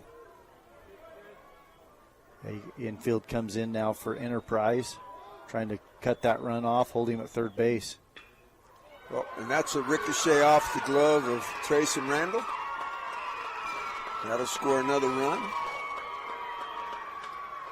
Yeah, single and an RBI. You know, that we talked about baseball, the game of inches. If that's 1 inch further, he catches that cleanly. Instead, it ricochets off the glove, like you said, and kind of over into that 4-3 hole. And South Sevier still runner on first base here with no outs, and now has the lead 3-1.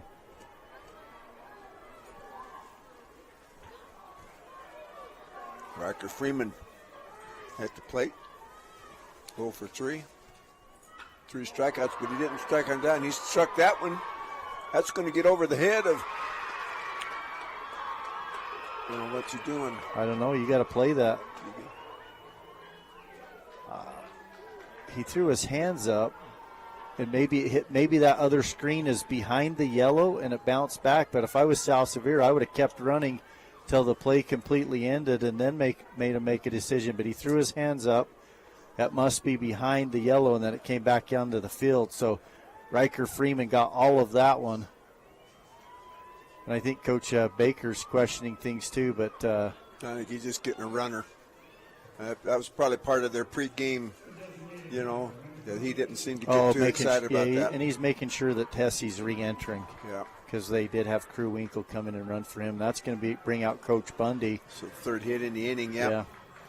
So while Coach Bundy's coming out, it looks like he'll probably make the change. We'll go back to the studio. You're on the Mid-Utah Radio Sports Network, TeamHive.live, V6 Media, and KSL Sports. In the beginning, glass repair meant a long trip to the city. Inconvenient, but it got the job done. Then came the big chains, quick but costly. Then Clear Sight Glass Solutions rolled into town. For 15 years, they've been making your life easier with mobile and in-shop services. Because they're local, and they genuinely care about keeping you safe on the road. They even recalibrate for new models. Visit them on Main Street or at clearsightglasssolutions.com. Keep it clear, keep it local with Clear Sight Glass Solutions in Nephi.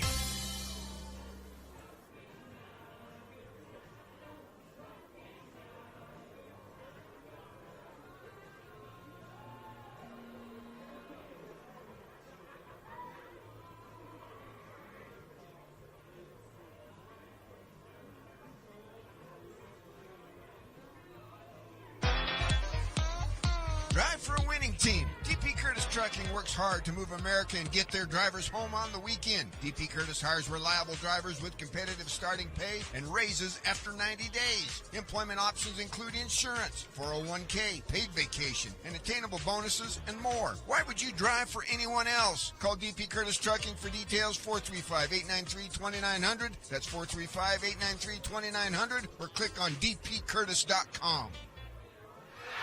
Your source for high school sports. KSVC. Okay, Willie Akers, Nolan Anderson back here. We've got a pitching change. New pitchers, Clint Bundy, 2.37 ERA, 20 2/3 innings, 8 base and balls, 16 strikes out, a 1-0 record. Him and Trayson Randall will swap places. Trayson will go to third. That brings up Cameron Hesse. Hesse hits that one deep to center field, but Crouch is going to come in and make the play, but that's going to score the runner from third. Nice job to third, yeah. Yeah, nice job right there, tagging up, coming in and scoring is Canyon Okerlund. Canyon Okerlund on the RBI fly out by Cameron Hesse. Nobody else moves up. Yeah, so it was really hard to get any runs across after 6.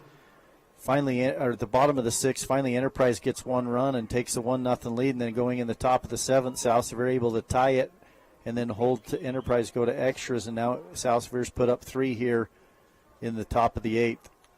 Next pitch, that's lifted to the right-hand side foul. That's going to be trouble, and it is foul. Yeah, Kyler Randall made a good effort, went a long ways for that one, but unable to catch up to it. South Sevier still with the runner at second base. That's Riker Freeman, who started this game, did an excellent job on the mound, and then went to center field and came up with a big hit.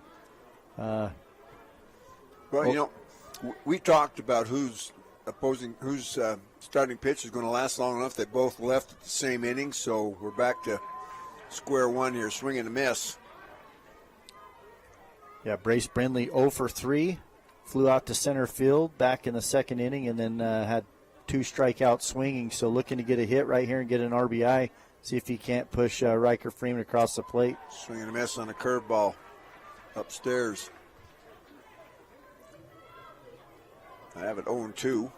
Scoreboard, they have 2 outs. Yeah, I think I have 1 out. They missed that one foul ball, and there is. I have just the 1 out. No, there's 2. They the fly out to center. Hesse. Who else flew out? Just Hesse flew out to center, and then Brindley strike out. Oh, Brindley just struck out? Yeah. Huh. New to me. What game am I watching? Peyton Mitchell.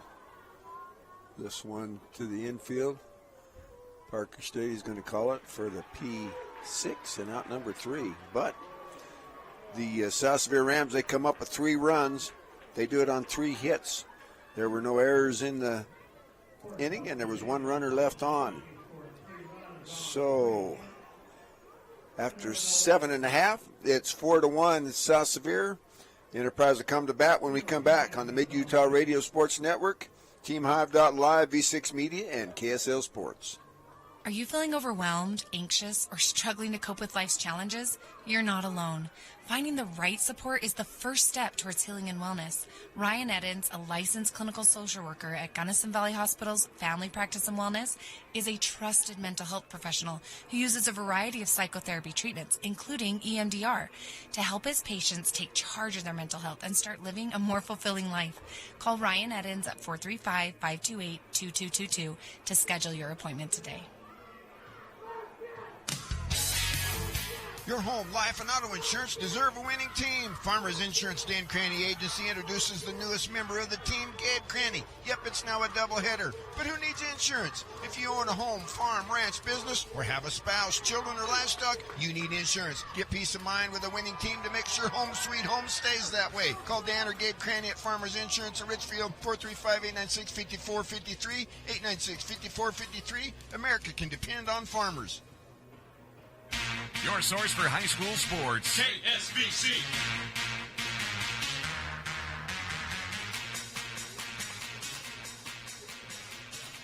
Okay, Willie Akers, Nolan Anderson back here, Utah Valley University 2A baseball, where the South Sevier Rams just tallied 3 runs in the top half of the 8th inning to take a 4-1 lead. Coming to bat for the Enterprise Wolves will be 5, 6, and 7. Parker Staley, Clint Bundy, Trace, and Whitman. A combined 0 for 6. Well, 0 for 4. A couple walks in there, or hit by batsmen. First pitch from Stockton Roberts is a curveball. Must have missed inside for ball 1. Yeah, Stockton Roberts did a nice job finishing the 7th and has a chance to come right here and get the W. That ball's lifted to Riker Freeman in center field. He's camped under it. Route number 1, F8. Down to two strikes or 2 outs here for the Enterprise Wolves. Like we talked, they split during the regular season. So this is the rubber match with some heavy implications here. Yeah. Clint Bundy, a .432 hitter, 3 home runs, 37 driven in. He cues one off the end of the bat. He's going to take it himself. There is Jaggered at first base for the G3. And out number 2. So 1 out to work with Coach Kyle Bundy. That'll bring Trayson Whitman, a .333 hitter with 24 driven in.